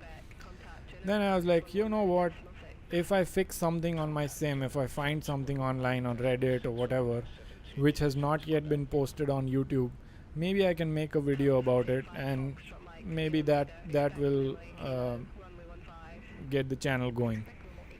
I mean, it was already going. I had some decent amount of subscribers. I don't remember. By the time I went to episode 6, I think I had 500 subs or something like that. But having 500 is something, and then because you have friends who would subscribe, so 500 is not hard. Then going beyond that is what's difficult. So then I started making these tips and tricks videos, like how to fix your sim kind of videos. Like, oh, you have blurry ground textures, here's how to fix blurry ground texture. That's the one that took off really well, and you can see it has like 38,000 subscribers on views on this one. And then I kept doing that. You'll see that I made a mix of like news videos, how-to videos, and then also I was really set on continuing my series here. I wanted to see it done, right? Finish it. So I was also then on the side, I would work on editing this PA28 Aero series, because that's something like I constantly had it in my head, where I was like, man, I really need to see this through, because if I don't finish this, that's not good. Like, I promised myself to finish this series, and I have to finish it. So I kept working on that in the background. So you'll see some of these episodes came out later, in between all the other videos that I was making. And then this video, Msfs settings video, is the first one that really took off. So you'll see that has 72k views. And then this channel was just on autopilot. I kept doing what I was doing without one of the transitions that I made was I stopped looking at the views. I was like, let me just do what I enjoy doing, making videos, and then views and subscribers. I just at some point out here I just stopped worrying about views and subscribers, and I just kept doing stuff. So yeah, one of the other videos that really did well was this Leonardo Mad Dog X quick start guide. And then yeah, just I never really got sponsored by anyone. Like nobody gave me any add-ons except this FS Realistic, I believe, since Roy is my friend. He gave this one to me. But apart from that, yeah, whatever I have shown on my channel is something that I've bought with my own money, because I don't know, I just don't like, for one is I have enough money to support these developers. So even if I get an offer from someone, like for example I did get one from FSI panel, I just told them that, you know what, it's like $30-40. I'm gonna just buy it and use it for my channel. I can't tell you how many people have asked me how I get that landing analysis on my shots, and I'm sure at least, let's say, even if 10% of them bought it, that's a lot of money. But it's good to support the developers who are, you know, spending their time and money in developing these add-ons. But yeah, then I really like doing these engineering kind of videos, like fuel systems explained and auxiliary power unit explained. Then I think I did this hydraulic system explained for the MD82. So those were getting some views, but what I saw in my on my channel was settings video are the ones. By the way, this is some sauce that I'm dropping here if you guys are planning to make a channel. Sevia says, I found your channel through the Rex Atmos settings video and also the reshade. Tried to tweak the settings myself, but it always looked like crap, so I gave up and started looking for tutorials. Nice. Yeah, those videos I think, so this one, right, how to get ultra realistic looking Microsoft Flight Simulator. If you want to make videos that take off on YouTube, I'll tell you what to do.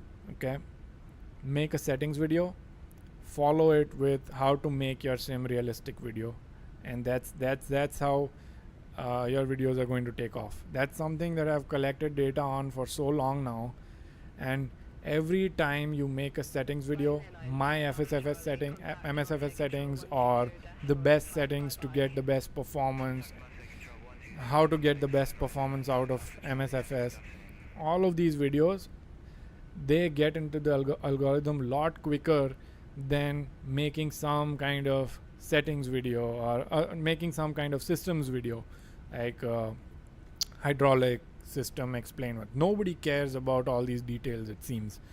So what I started realizing at this point is I like making these kind of videos, like a detailed series kind of videos, but what was actually getting views was these kind of like crappy settings videos, or like how to make your sim realistic. I hated making these videos, but I just had to do it because I was like, otherwise, like, why am I even wasting my time, you know? So I would throw in one of these videos every once in a while, and then just keep doing what I like doing. Like you will see settings, right? And then I saw that took off, and then this ultra realistic, that did decent as well. Then I just did a bunch of, I don't know what, for a while, just doing random stuff. I remember this is when I was really burnt out on the channel. This video, new LNAV VNAV testing, because I was, if you see my channel, it was kind of stuck at like 2K, 1.5K. I was never really breaking through. So I think this LNAV VNAV video is where I got stuck. Maybe actually I made this one, and then I did this Oslo scenery. Man, this video was so dark. I can't believe I let this pass. Yeah, I don't know why I let this video pass.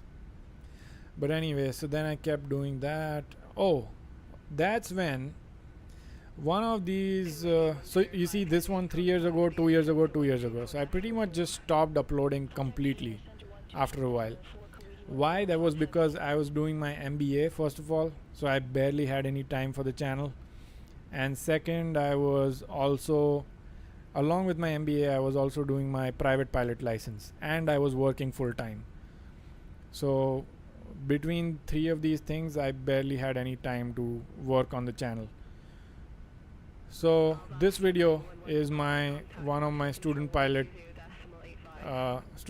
time videos, where I think this was a sunset landing. Look at that. This was one of the smoothest landings I've made in real life. So yeah, this was a private pilot training video. I have a lot of videos from this time on my GoPro or Insta360 that I had back then. I still have it. I just haven't uploaded any of those on my channel. Maybe I should compile all of those into like one video and upload it. But you see how I was floating there and then landed? Yeah, this was a really good landing. I had a lot of other landings. This was one of the first ones that I actually got it. So that's why I have it uploaded. And then after all of that got done, I got my private pilot license and then started doing videos again 2 years ago, you see. But these were all just, crappy videos where I would just do a landing. Nothing that took a lot of effort from me, at least. And then you'll see that I had pretty much gotten off of the algorithm. I was getting at least 1000 plus views, but here you'll see that it started dropping. 259 views, 151 views, 151, 480, nothing doing here, right? And then came this video. I was like, how did I forget that MSFS settings and improved realism videos are the ones that really put me in the algorithm? So how did I forget that thing can again put me back in the algorithm? I say that I didn't care about views and subscribers, but in the background it seems like I did, because I was doing what was required to get views and subscribers. So I'll pedal back on that. I didn't completely not care about it. I just didn't care to a point where I would go above and beyond to get views and subscribers. I preferred doing what I love doing more, but in the background I was still kind of making videos. So this was one of the first videos that got like 100k plus views. For some reason I think people really liked the way the sim looked. Yeah, look at this. This looked amazing. By the way, I am watching my flight on this thing. Let me just make sure everything's good here. I think it is. TD. Do I have any clearances? Bren 3A and 26. So nothing has changed there. I think I had already planned for Bren 3A if I'm not wrong. Yep. And then we'll also go for, let's go for RNAV Z 26, execute, and then just make sure everything looks good here. So legs, next. So are we going here, and then let me get terrain. I haven't flown into Innsbruck for a while, so I can't guarantee that this is going to go well. Wait, so, oh yeah, so we are going here and then we are coming in to 26. Okay, got it. I'll keep this view now because it looks pretty good. Yeah, so then this video really took off. Took me to like 100k plus views, and I think if you look at the analytics of this video, you'll see that it's 454 subscribers, and that's what it did.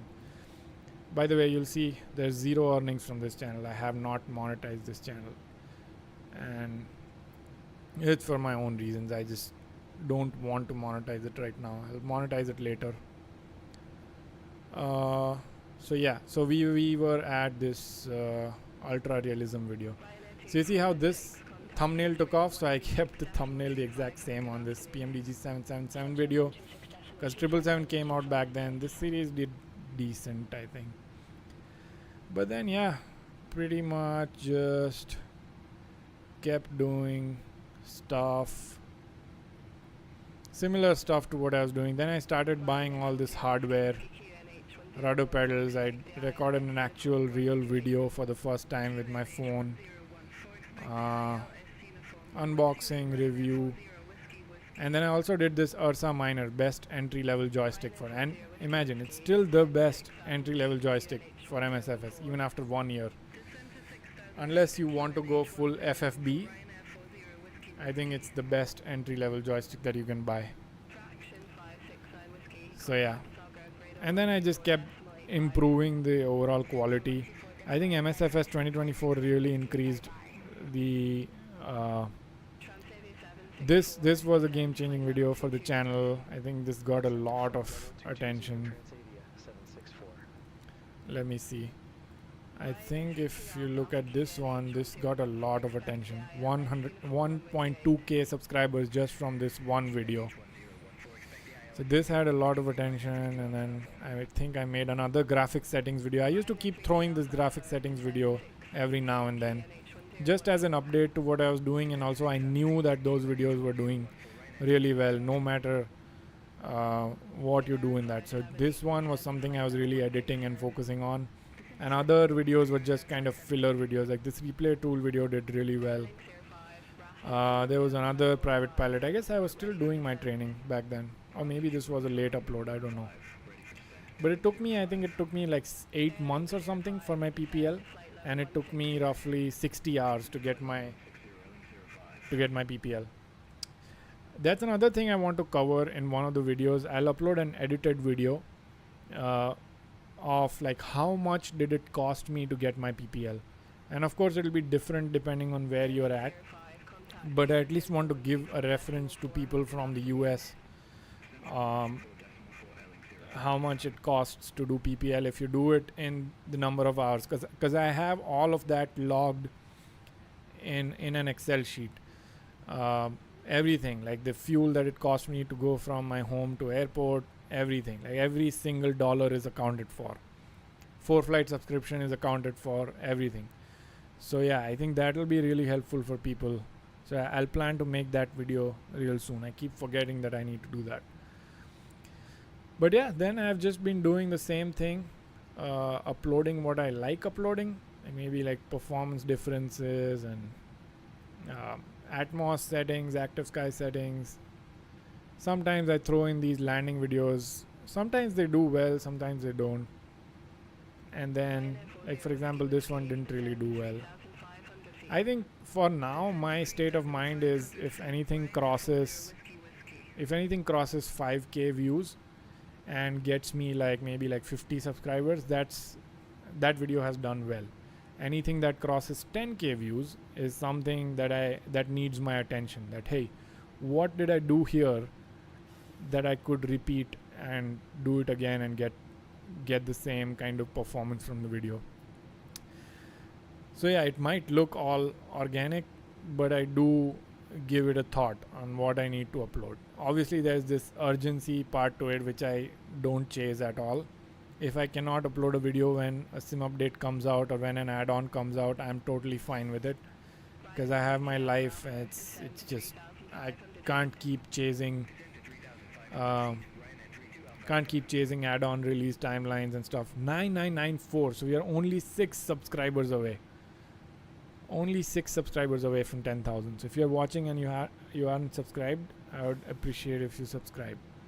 It's totally free, and you can always unsubscribe if you feel like the content is not what you signed up for. So yeah, there's some thought put to, like for example, I'm due on making a settings video. Why I'm not making a settings video right now is because I'm at the top of the game in terms of the hardware, right? So any settings video that I make will pretty much just be hey, here are my settings. I am running TLOD of like 200 and everything else I'm pretty much just running it to ultra. Oh, so I missed my top of descent, I think. Did I think I should focus more now on flying. Yeah, I missed my top of descent.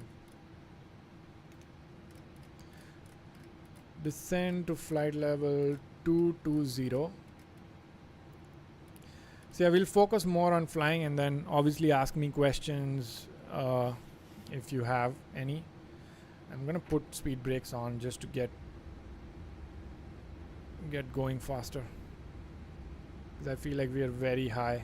We are like 7,000 feet high compared to what we should be at. IK Static is asking, because I'm in the US and I want to become a commercial pilot, is going to college for being commercial pilot. Yes, you do need a PPL. Without that, you cannot get a commercial pilot. I can cover all of that in that PPL video, cost video that I make. But roughly speaking, you need to protect for $20,000 minimum to finish your PPL, and it'll change depending on where you do it from and all that. But 20,000. Give me 1 second. I'm just gonna check on my phone camera if it's working still. It is.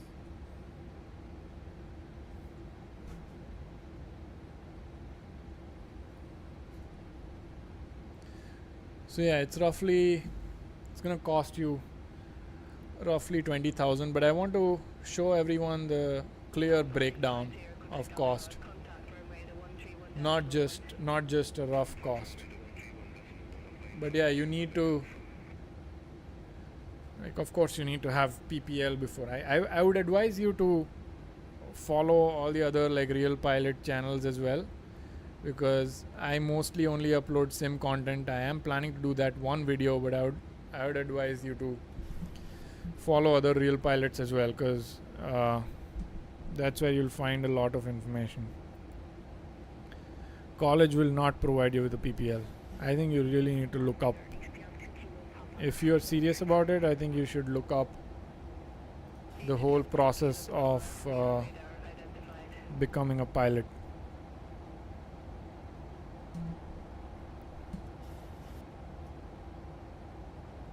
Okay, we're descending really fast, catching up on this VNAV path here. I hate that we are at night time. I'm gonna change time, cheat a little bit and change time, because I don't like the fact that we are flying night time.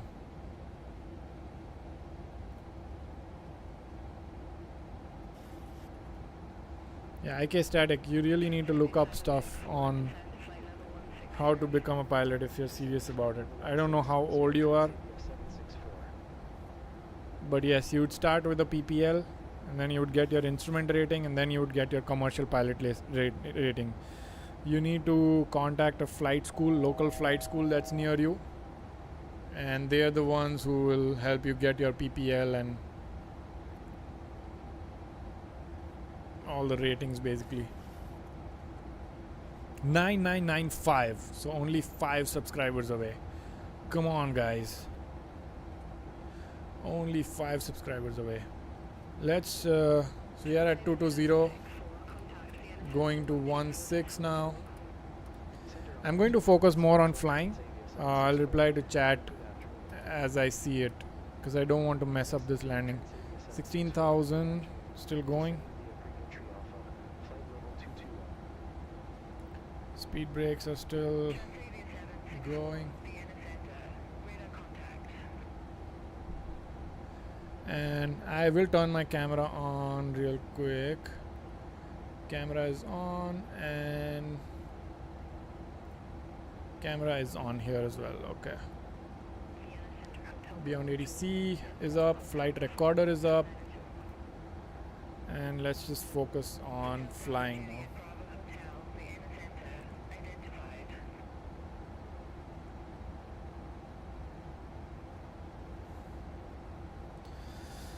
Okay,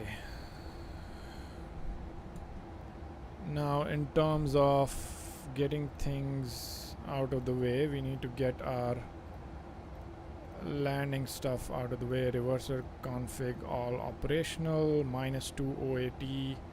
I think we should go for auto brakes 3 here, but as you see, we're going to just end up in a, let me see if we can go flaps 40, and if that will help a little bit more. Not much. I think I would prefer Yeah, let's go flaps 40 today. I would prefer having more control because I want to land exactly where we want to here. Yeah, drop any questions in chat if you have. I'm still looking on chat. I'm just focusing a little bit more on flying. Why are we stuck at 16k? Come on.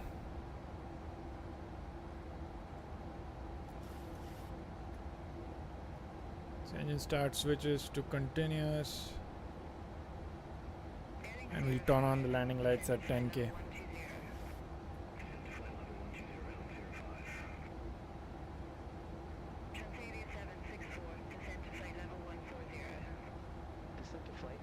I think I'm way too high right now. Sanku says, when you started telling your story, I was like, hello, how do you know my situation and why is your story so similar to my current situation? Where are you at right now?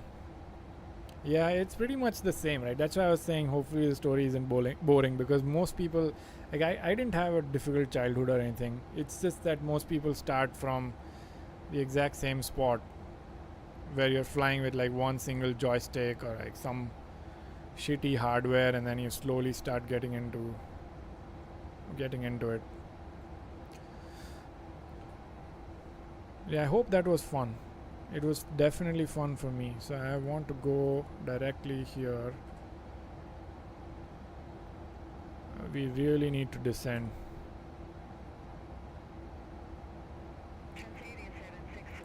But yeah, Sanko, I really hope that you progress quickly, and then you also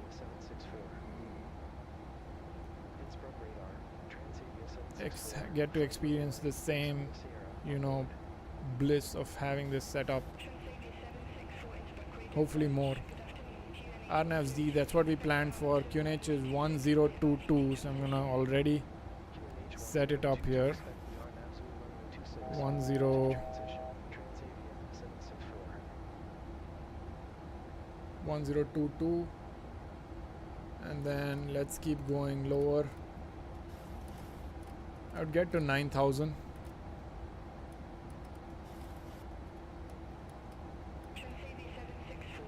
Approach type, RNAV.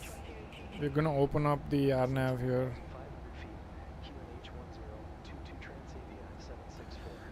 Getting a little bit flustered with all the stuff going on. RNAV Z26. Put that in. Okay. So we're gonna go to RTT and then keep going.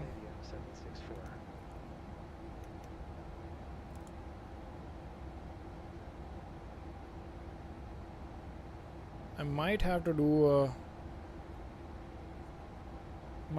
a U-turn. Mridul Seti says, hey bro, remember me? I remember Mridul.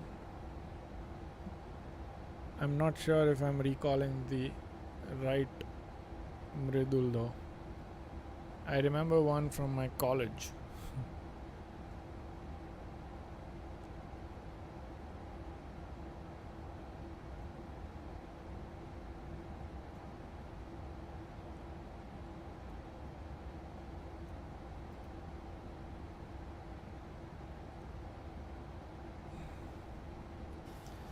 $9,500 and above. I don't think I'm feeling comfortable about this at all. Going to do a quick hold at, let's see, WI right here. Hold, not at RTT. I want to do a hold at WI 002. Do I really need to? Let's see.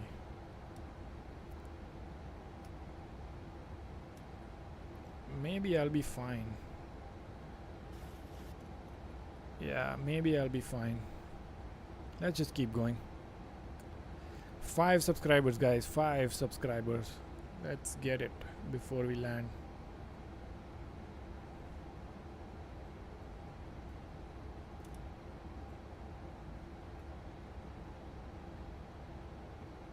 think we are fine. How high am I? 2000 feet and it's reducing. I think we are fine. We can slow down. We have speed brakes going.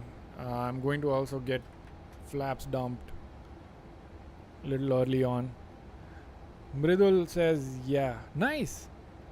Good stuff, man. It's good to see someone from college. Sanku says, I'm also in college doing engineering. That's what most people do because it's conventional path in this country. Yeah. The thing is, like, I wouldn't have done it any other way. I don't know. So it is cloudy and -5. So should I get anti-ice going?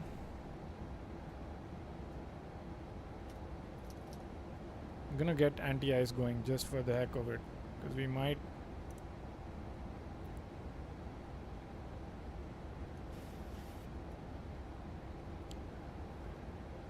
Mridul, it's good to see you, man.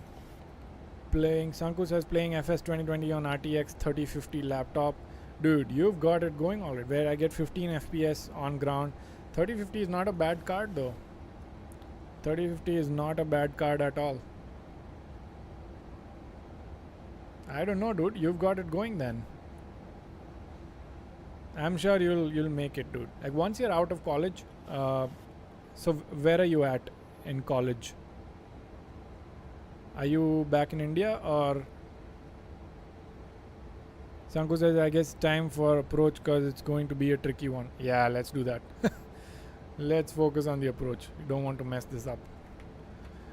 We are below 10, so let's get the landing lights, runway turn-off lights going. All the lights are good here.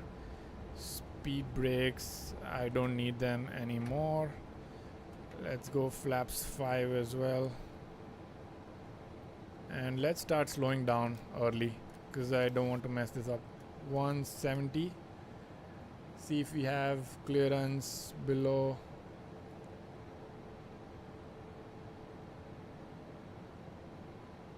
Yeah, I think beyond ATC forgot about me again, but we'll just keep going.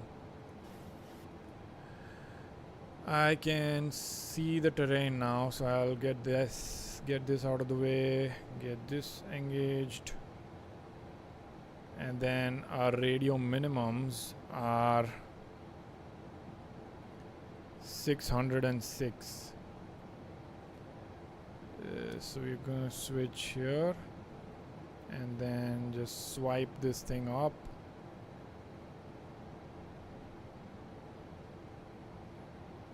.630 and then get it down.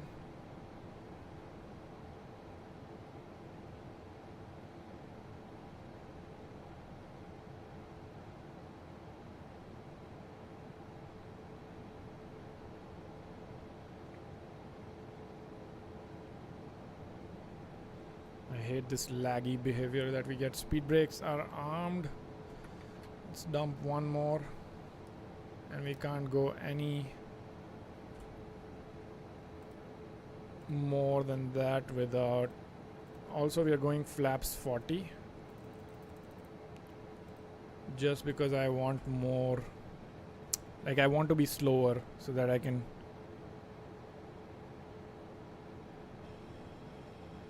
Mridul says, oh, there's a lot of messages. It's time to. Mridul, I think your message gets retracted for some reason before I read it.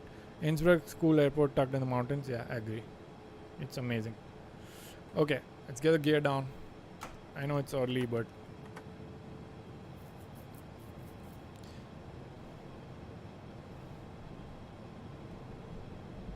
and I will disable autopilot.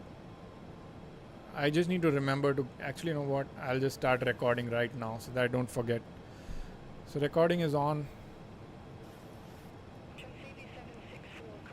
It's looking really good with Rex Atmos, I agree. It's looking amazing with Atmos.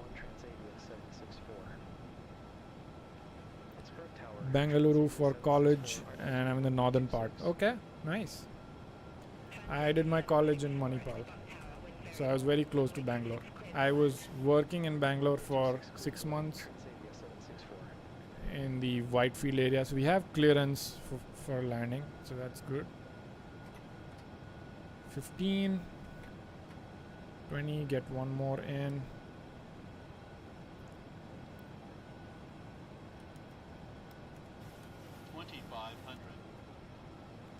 There's not a lot of wind, so I don't. Jairaj Singh is here. Hey, what's up?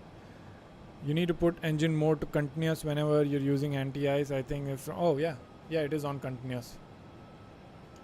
But I think now we don't need anti-ice, so engine switches were on continuous before I put it in.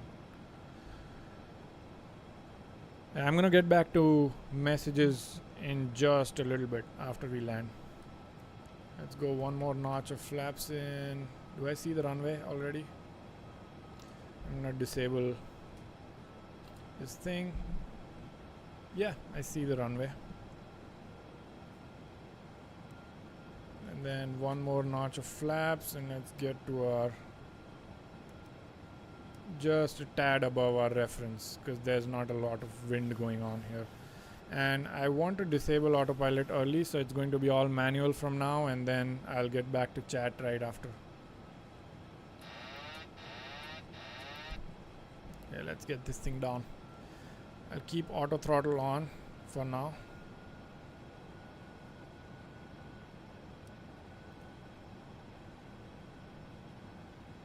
And I do have my landing rate monitor. It won't run. Never mind.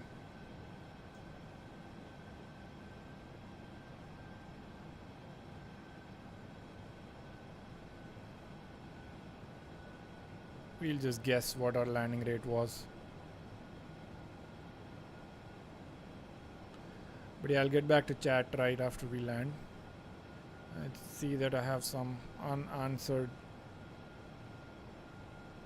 messages there.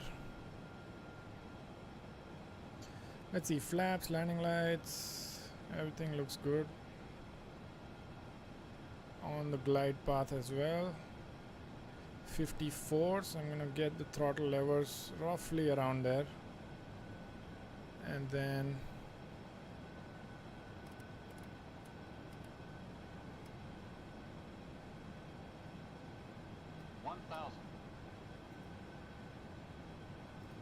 recording is on, so that's good too. Not fully online.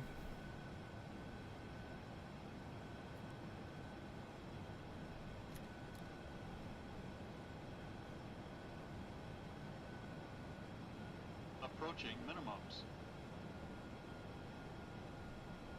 Minimums. Man, the sim looks amazing. Minimums continue. 500. I like that I have a little bit more 400. time to react when you have a slower V speed. 300.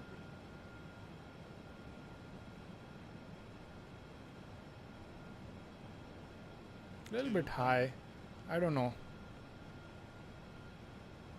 I think it's fine.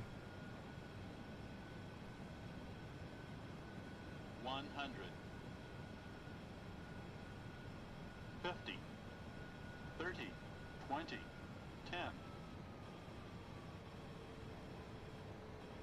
10. Little too floaty for Innsbruck. But it worked out.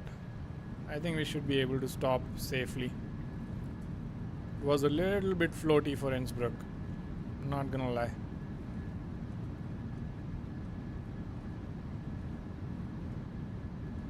Not bad.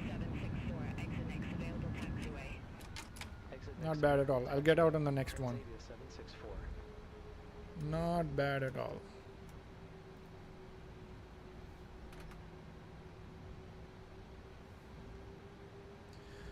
Good deal. Let's get back to chat. So, safe landings, happy landings. From Manipal, I assume MIT, and that's the same college I am. Yes, Manipal, MIT. They recently opened. Oh, okay. I didn't know that. What's your? Are you doing aeronautical engineering, or are you doing something else? Oh gosh, we have to do a.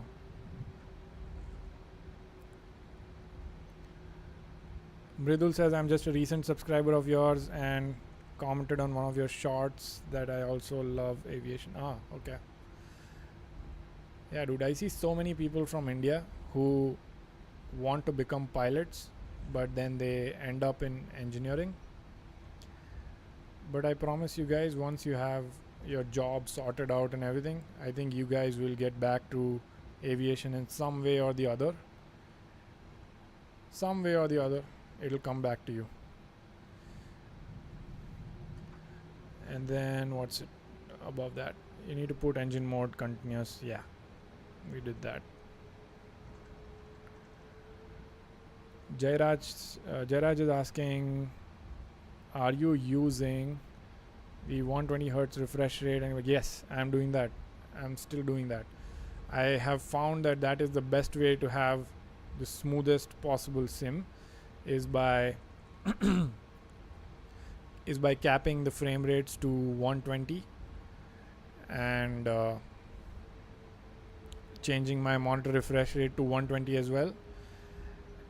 Another key thing is, if you're getting frames a lot more than 120, then you'll have input lag, noticeable input lag. Okay, so you need to make sure that your MSFS settings are dialed in to exactly get somewhere around 120.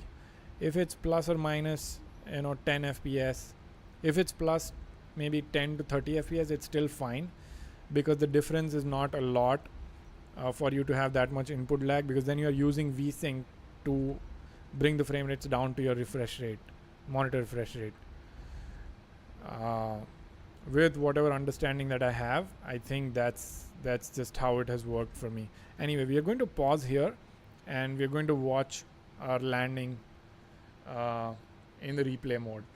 So I'm going to go without cam on the, at least on the horizontal stream, and then vertical you guys will have to bear with the cam. But let's stop recording and let's go to replay, and I'll also turn off beyond ATC because we don't need it anymore. Jairaj says thanks, we'll give it a shot. Yeah, try to give it a shot. Even if you have 60 hertz monitor, you can also try giving it a shot by changing your MSFS settings so that your frames are roughly at 60 fps.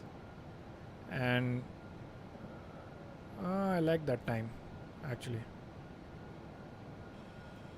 I like that twilight time when the city lights are just coming through. That's good. Okay, pause, and then Approaching minimums. obviously the first replay that we'll watch is in drone mode, and then I have to go here, camera, track aircraft, cancel it out, and then maybe we can watch it from usually I just use my joystick for this, for moving around.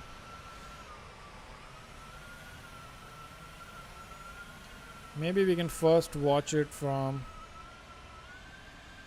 one of let's just watch it from up close.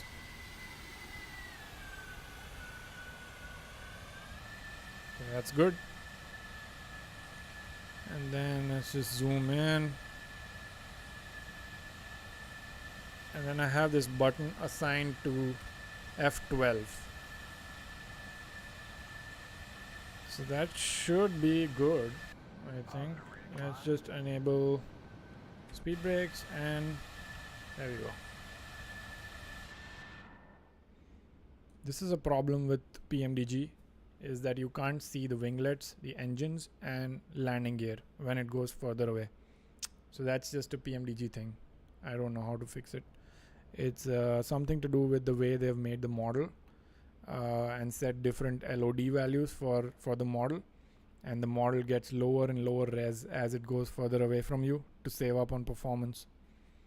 That's what it is. Why are those mountains flickering now? Might just be my zoom or something. I don't know what that is. That's weird. Okay, so Sanku says aeronautical is not available in the campus, so I got into something new, which is a mix of electronics and computers. That's pretty good. That's a very demanding stream, I think. Well, not demanding, but like in demand stream, I would say. I think you made a good choice, man. You will end up in a really good situation. And then we'll be talking when you have a graphics card which is even better than mine. Doesn't exist yet, but at some point. Let's start the replay. Yeah, all you guys who are in engineering, just stick with it. Like, don't get into this mindset of, I can just drop out of college and do something. Just finish it. You're almost there. Just finish it and then do whatever you want. Because you could have thought about it before getting in, but now that you're in, just finish it. I hate to say it, but it's good to have it's good to have a backup. Man, I'm talking like a parent, typical Indian parent, but I'm telling you, just don't quit. Let's do replays. I'm sorry. I don't know if you guys wanted to hear this. Why I'm saying it is because all the money that I have right now to be able to buy all this hardware has come from engineering. It has literally come from engineering. So I don't know what to say except just keep doing it, because it will pay off.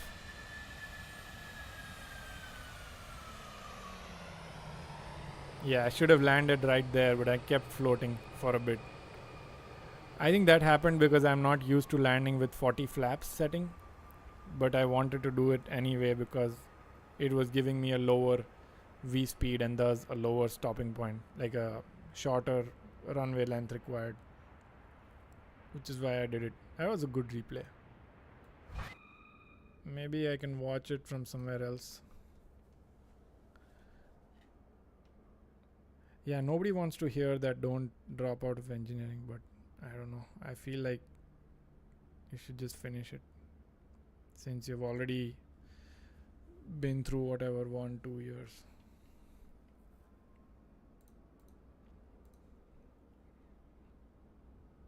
Because then now you're making a lot of money after college, and that money will give you the freedom to do anything you want on the side.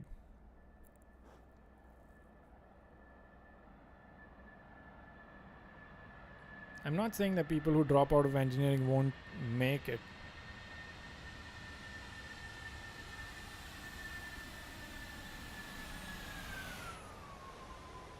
It's just that the probability is really low. Oh, god damn it. Was I crabbed while I landed? I don't think so. I was. Maybe a little bit. Yeah, it was not a bad landing. That's exactly what I was protecting for, is if I float even a little bit, I didn't want to end up in a situation where I don't stop before the end of the runway. So my priority was more to get a lower VRAM and a lower stopping distance, because there was high chances that I would float, which I usually do. I just have this thing with making smooth landings, prioritizing FPM over threshold. I think now it's a good time to watch some wing views. I'm gonna do a full wing view right from the start, and then let's keep talking on the side. Sanku says you still landed before the runway yeah, it was still fine. Are you using ultra for depth of field? Yes, I'm using ultra for depth of field. Depth of field is set to ultra. That's why you see that sharp edges around the blur that it creates in the background. Although I do think that you'll get some edge bleeding with the default depth of field in Msfs. So I need to try out maybe reshade depth of field or something and see if that works better, but I just haven't played with it enough to tell you guys if it does or does not work better.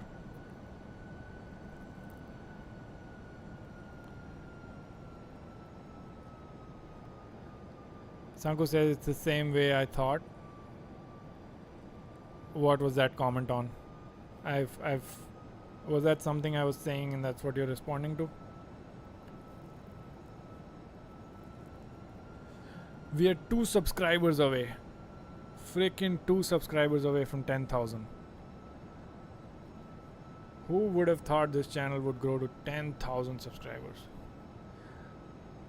I still get so many comments on, like, so many of these comments like, oh, I can smell this video, and like, I heard that accent and it's a scam. And then like, oh, I heard the accent and I clicked away. Like, oh my gosh. I mostly just keep those comments because like, that's the exact thing that I was afraid about initially when I was making this channel, is that people are going to just trash on me because of my accent. But at least I've found some people who always come in and watch my videos, so it worked out. Gregorio says, doesn't chase plane bug in flyby view for you? No, I'm not using flyby view. I'm using what do you call it? The drone view. The drone view with track aircraft enabled. I can show you again when we land, when we get to the runway. But look at that, guys. Look at the cars on the roads. It looks so real. I love this time of the day. Like, Msfs has really nailed the lighting during this time of the day, and especially then if you add on Atmos to it, it's just so good. Gregorio says, bro, it's the internet, don't worry. Yeah, I mean, honestly, like, I've gotten overwhelmingly good response, and there are these 1 or 2 comments that throw me off. Like, I heard the accent and I thought it was a scam, or some, like, 1 or 2 comments on some videos. Otherwise, if you look at my overall like to dislike ratio on the channel, I would not have expected that it would be this high. It is sitting at 98% right now. So with all the videos that I've uploaded, 98% people have liked the videos and only 2% have disliked it. So that's insane. Like, I would not have expected that kind of like dislike. I would think that people would just, as soon as they hear my voice, they would be like, oh, dislike. So that's something that was one of my fears when I made the channel. But I think I was underestimating or overestimating, whatever you call it, how much people probably don't care about it. Some people do, but most don't. Savia God says, when the content is good, accent doesn't matter. Yeah, that's what I'm realizing. And hopefully it stays that way. I mean, obviously you need to keep getting better at communication, because, like, let's say you have a thick accent. If you're still good at communicating, I think people will be fine with it. But if you're not good at communication, that's when I think it just ticks off people, that why is this guy just rambling for 30 minutes when the video could have been just 5 or 10 minutes. This looks really good, by the way. Okay, so pause. And for Gregorio, I think you were asking how to do this thing, right? Like, without flyby. So flyby, I've actually never used flyby view before. I always use this drone view. So I come to this drone view, I take the airplane to exactly right above where it landed, and then I click on drone view again. Let me actually go right above, like 10 feet or something. So 10 feet right there, right? And then I click on drone view, and then I edit the drone view and make it, then I click on track aircraft. So what it will do is it will point the camera to the aircraft. Unfortunately, you can't lock this in. So you always have to come back to this view and click on track aircraft. That's just something with chase plane. Maybe they'll make an update. But yeah, you click on this, and then if you use your arrow keys, you're able to rotate around the aircraft. Let me change the time a little bit. became way too dark. So now you can pan around the aircraft. Now all you have to do is go back to the cockpit view. So it's the insert key for me. Okay, and then disable speed brakes, enable it one more time, go back to the same drone view, and now you're good. So now it's going to look at the aircraft while the aircraft lands. So let's watch it in this mode again, in this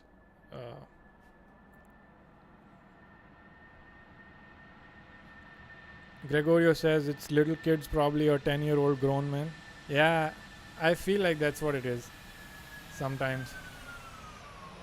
There you go. So that's your little flyby view that you created on your own. That's your little flyby view here. Now if you use the chase plane flyby view, I think what it does, it just constantly keeps changing the view for me, which I don't like. Like, I want to have more control over that, you know. So let's, like, for example, let's see this one, right? Or maybe it works fine, I don't know. I just haven't tried it in a while, but initially when I tried it, I had issues with it. I would just keep changing the view exactly when I'm touching down, which is very distracting. So it looks like it is tracking well for now. Maybe they improved it or something. Speed brakes are up. Okay, see, this kind of shit happens, and that's what I don't like. Look at that. So it hasn't swapped the view just yet. Let's see. Are you gonna show me? Oh, there you go. So yeah, this was good actually. It's not bad at all. Can you let me see if you can change. So let's say I'm here. Can I change the flyby view?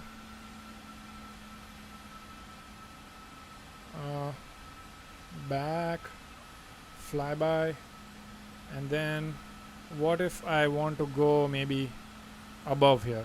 Yeah, I can. That's really nice. Okay, let's see. Let's see if I can now play this and if it does what I would want it to do. Gregorio says, but flyby looks amazing while taxiing. Yeah, I'm not gonna lie, I'm surprised by how much better it has gotten. So I can change the views with this, and then when it lands, it's going to swap me to that airport view. I hope it does that. No, it doesn't. Can I, like, okay, let's see. I think we are getting somewhere with this. So I have a key assigned. What if I can assign some key? Let's say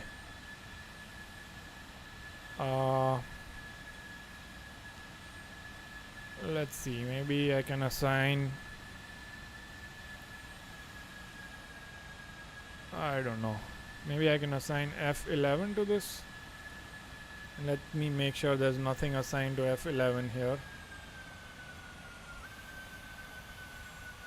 Landing pilot, okay, so there's nothing assigned to F11, so that's good. So if I assign the F11 key, and then if I, this is going to make, okay, so track aircraft is always on, so that's good. And then depth of field is always on.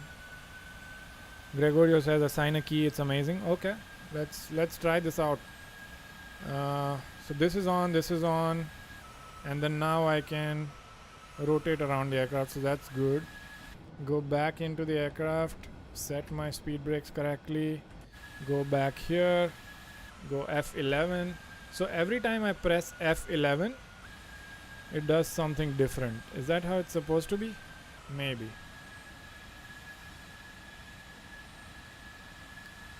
So we are at 9998, guys. Come on, let's not leave the stream before we. Okay, so let's test this out. I'm gonna resume. Wow, okay. Wow.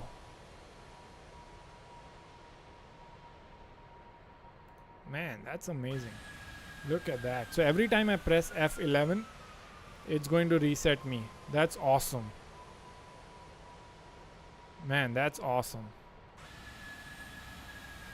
And then I can always just rotate around and go for a different view here. Dude, that's amazing. Thanks to Gregorio in chat. W for Gregorio. That's amazing. I love that. All I have to do is just keep pressing F11. Thank you, man. That's amazing. That'll make my shots a whole lot better.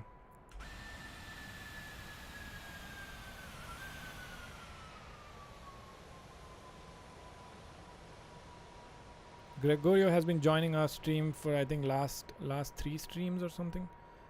That's awesome, man. Thanks a lot. Oh, that's not good. I guess as it comes closer to the airport, does it start just messing up or what? Or no? I just need to press the up arrow.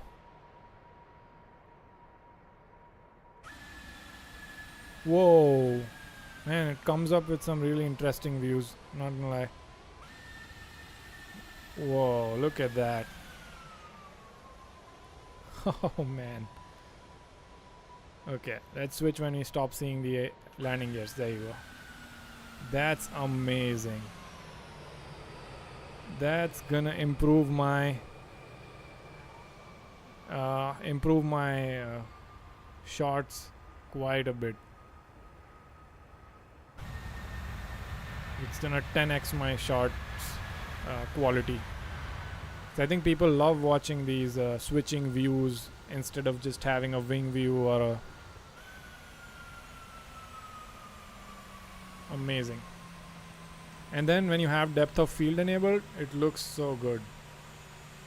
Okay, so we have watched the wing view, we have watched the outside view. I think we are done, right? We are done with the views at least. Any other views you'd like to watch before we... Oh man, look at that taxiing. Oh my god. That looks phenomenal. That looks amazing. Look at that bouquet effect, whatever you call it. Holy shit. Man, they've really nailed SU4. Amazing. Look at that. That looks like a DSLR photo. Oh my god.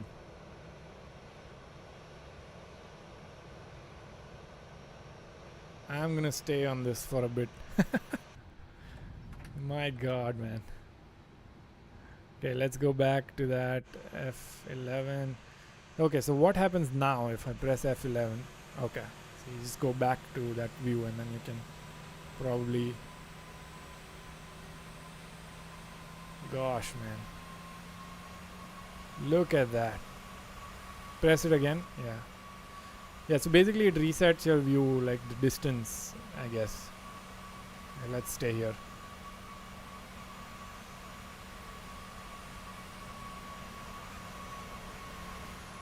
Whoa.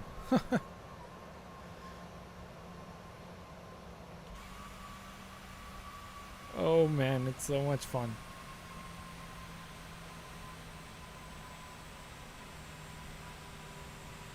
I guess we're gonna end up with 2 subscribers short from 10,000. But we still have time. We still have time for taxiing and... Oh man, that looks so good. I want to keep doing this. I feel like doing another leg. Holy shit, man. Look at that. Look at that view. That's a screenshot worthy view. Come on. I need to take a screenshot of this view. Holy shit. Do you see that? This is going on Facebook.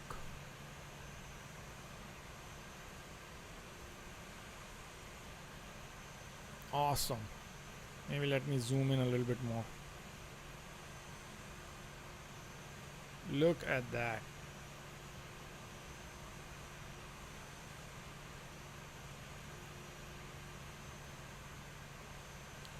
My god.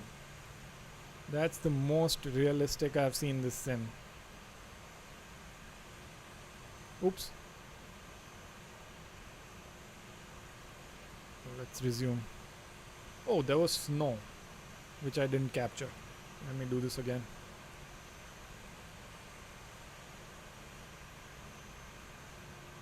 Holy shit, man. Yeah, that's a good frame. That's a good frame, but it captured my toolbar. I don't want that. That's a good frame. There you go.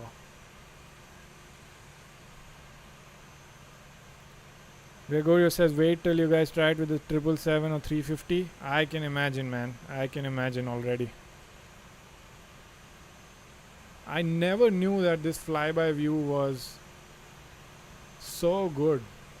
Let's see the tower view. Is it good as well? I guess you can. Nope. We'll stick to flyby.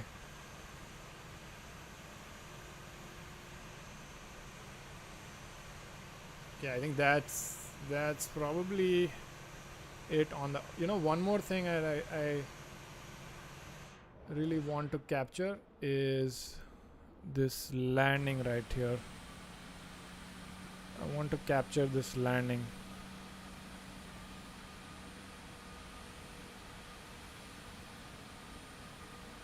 Scroll wheel just keeps messing me up. I want to get the right time and everything, maybe. Sorry, this has become a photography thing, but I'm just loving this. I need those city lights to come through.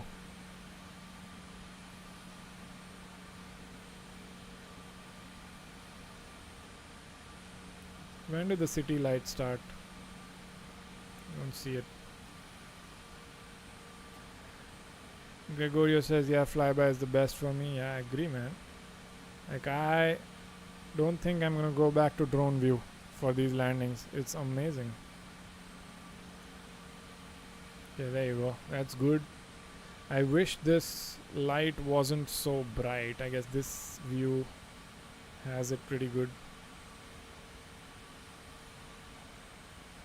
Then let's cancel this out.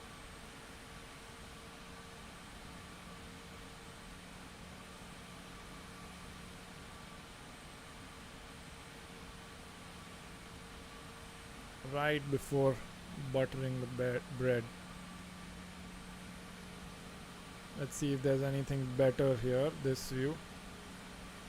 Oh, that looks good. I promise that's the last screenshot I need.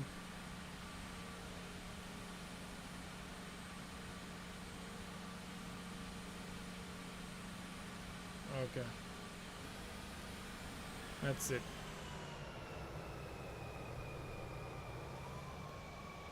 One more quick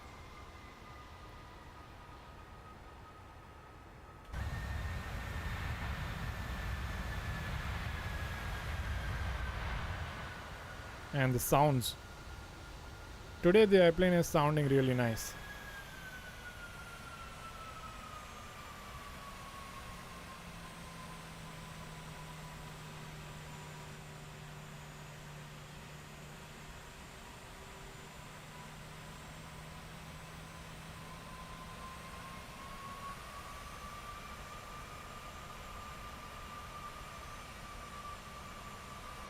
Let's go to the end here, press flyby again, and then we'll just stop replay now, get back in the cockpit and get to our parking spot. That was so much fun. The stream started with some issues, but we had a lot of fun.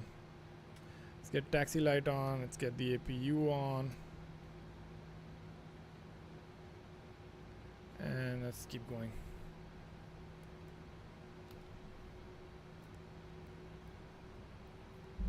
That was a fun flight. I want to do a full gate to gate. Oh, you know what's gonna happen now? I'll show you what's gonna happen. You see how I'm doing 60% N1 but it doesn't go? I'll show you why that happens. We know some things out here. FS action, ground maintenance. Oh, first of all, let me show you what's wrong. You see that? Our tires are flat. Why did that happen? Because we ran so many replays, that's why. Every time you do a replay, it runs the brakes and then you lose pressure and the brakes get hot.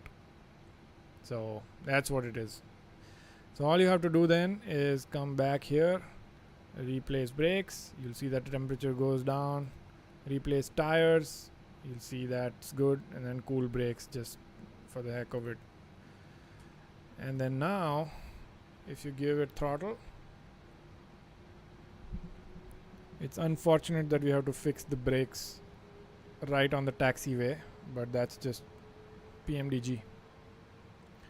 So now if you give the throttle, it's going to start running again. So unfortunately the brakes do wear out or get really hot when you're running so many replays. You don't see it visually, but they have it modeled in a way that you'll just not be able to taxi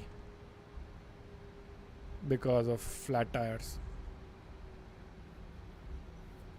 Innsbruck looks amazing. This is default, by the way. It's not even an add-on scenery. It looks amazing. I don't think this needs an add-on scenery. 2 subscribers short of 10,000. I would have really wanted to do this.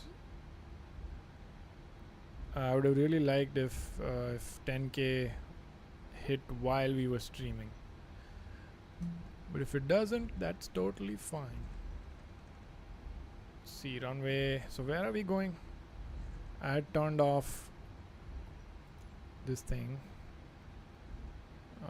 Position, select from map. Let's pick one of these somewhere in between. Select and then show me the spot. Innsbruck Airport. Okay, let's get going.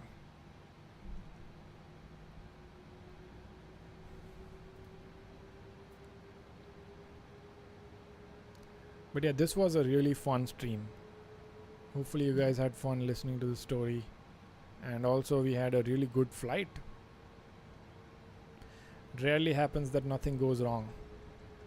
But on the second try, I think we pretty much hit everything.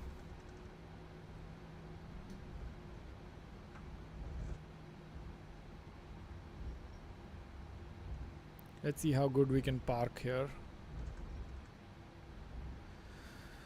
Do want to turn off the lights because I don't want to. Where is this dude standing? Oh, it's a little bit ahead. Okay. Last time I parked really bad. I want to fix that. Let's get the flaps all up. Should have done it earlier. We're gonna go slow and do a really good parking.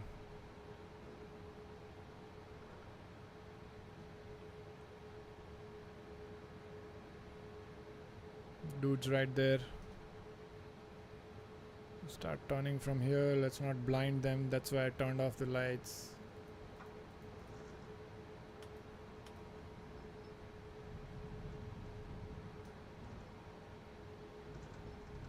Okay, let's see. See if we can.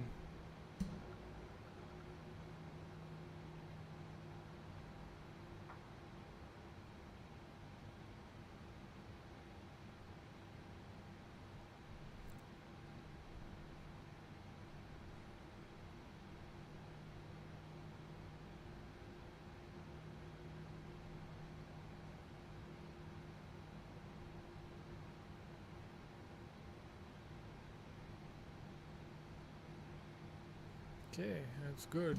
Was our APU running all this time? Yes, it was. APU bleeds coming on.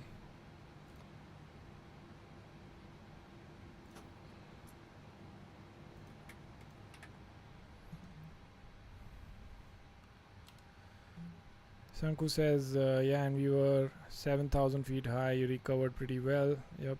And ears are paining a bit, but that's fine. Oh, is it because of the sim sounds or is it because of my voice? Let's see. So we can request deboarding here. And we'll have some nice GSX passengers. Deboarding requested. And then we can just leave one pack on, maybe get the yaw dampers out, all the heat's turned off, and electrical hydraulics can go off. Emergency lights stay on, I've heard, at least until all the passengers are out. Engine start switches, anti-collision light can go off.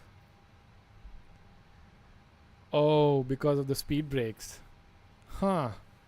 So, do speed brakes make that much more sound in the sim?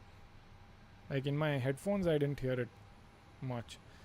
That's the problem with this Pmdg sounds, is like you hear something and then on stream it's something completely different. So I can't really tell. But yeah, we had a loud entry into Innsbruck. And I love these lights, so good.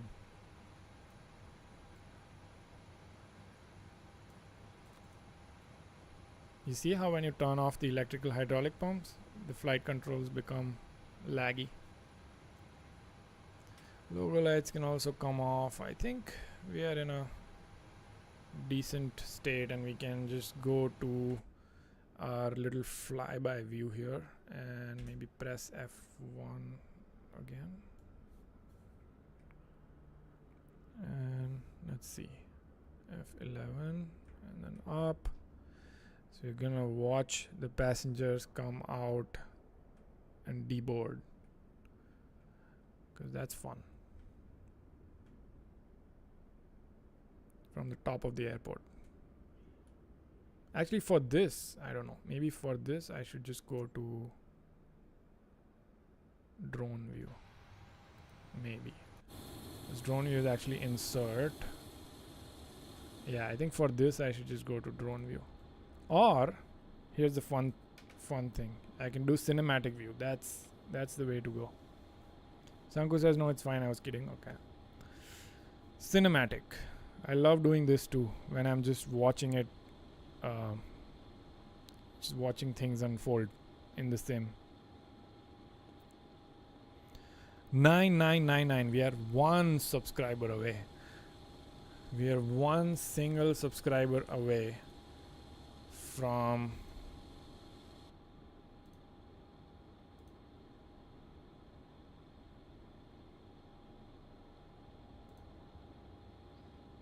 finally making it to 10K. Can you imagine? Yeah, I captured the full screen, like all 3 screens, because this is a memory. Getting to 10,000, or at least very close to 10,000 subscribers live on stream after finishing up an amazing flight couldn't have gotten any better than today.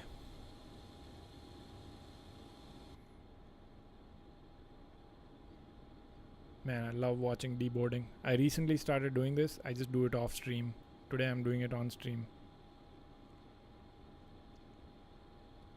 Just something satisfying about this, you know. I don't know if I parked well actually. Maybe I should have gotten further. I don't know. I am behind the... I guess no, it's fine.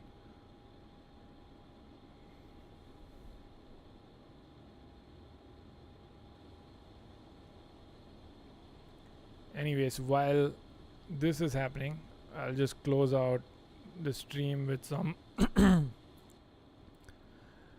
points that I wanted to mention. So first of all, I think thanks to everyone who joined in and commented kept interacting with me. Thanks for keeping the stream alive. So special mentions here, Gregorio, for all the flyby tips today. That was amazing. That's game changing. Joshi, Sevia, Sanku, everyone, thanks for keeping the stream alive. And even if we don't get to 10k, I'm sure we'll get it in like next half an hour or 1 hour maybe. But this was a lot of fun. Like, I'm at some point initially I was like, I just need to, maybe I shouldn't stream today. I was like, maybe I'll just stream tomorrow because of that issue that happened initially. But everything got sorted out the second time we tried, and it worked out really well. It was a nice peaceful flight, a lot of landing replays, which is what I love. And then we did a full gate to gate, no kidding. So yeah, while these cinematics are running, I'm going to leave you guys to watch it for maybe another 2-3 minutes. Thanks a lot for chiming in again, and I'll see you guys in the next next video. I'm going to make that private pilot license video very soon. Give me like maybe 2 or 3 days to edit it, and it'll be out. So thank you guys for watching, and I'll see you guys on the next one. Thank you for all the support on the channel again.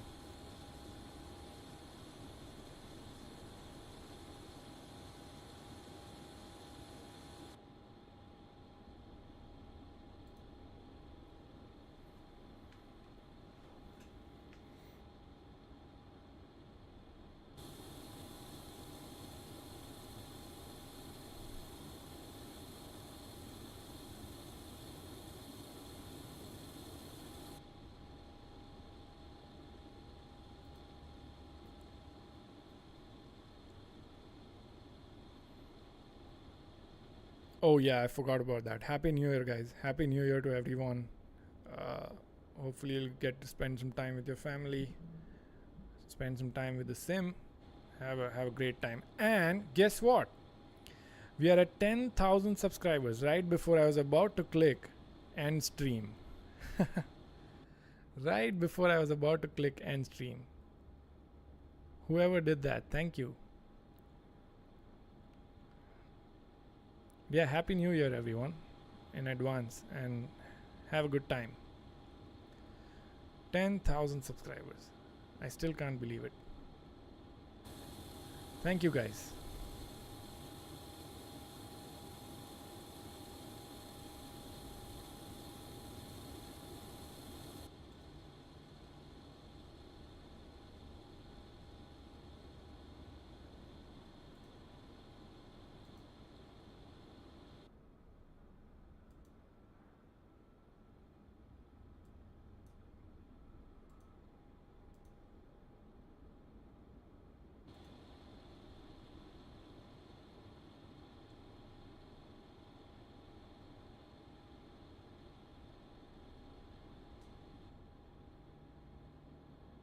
Thank you, thank you.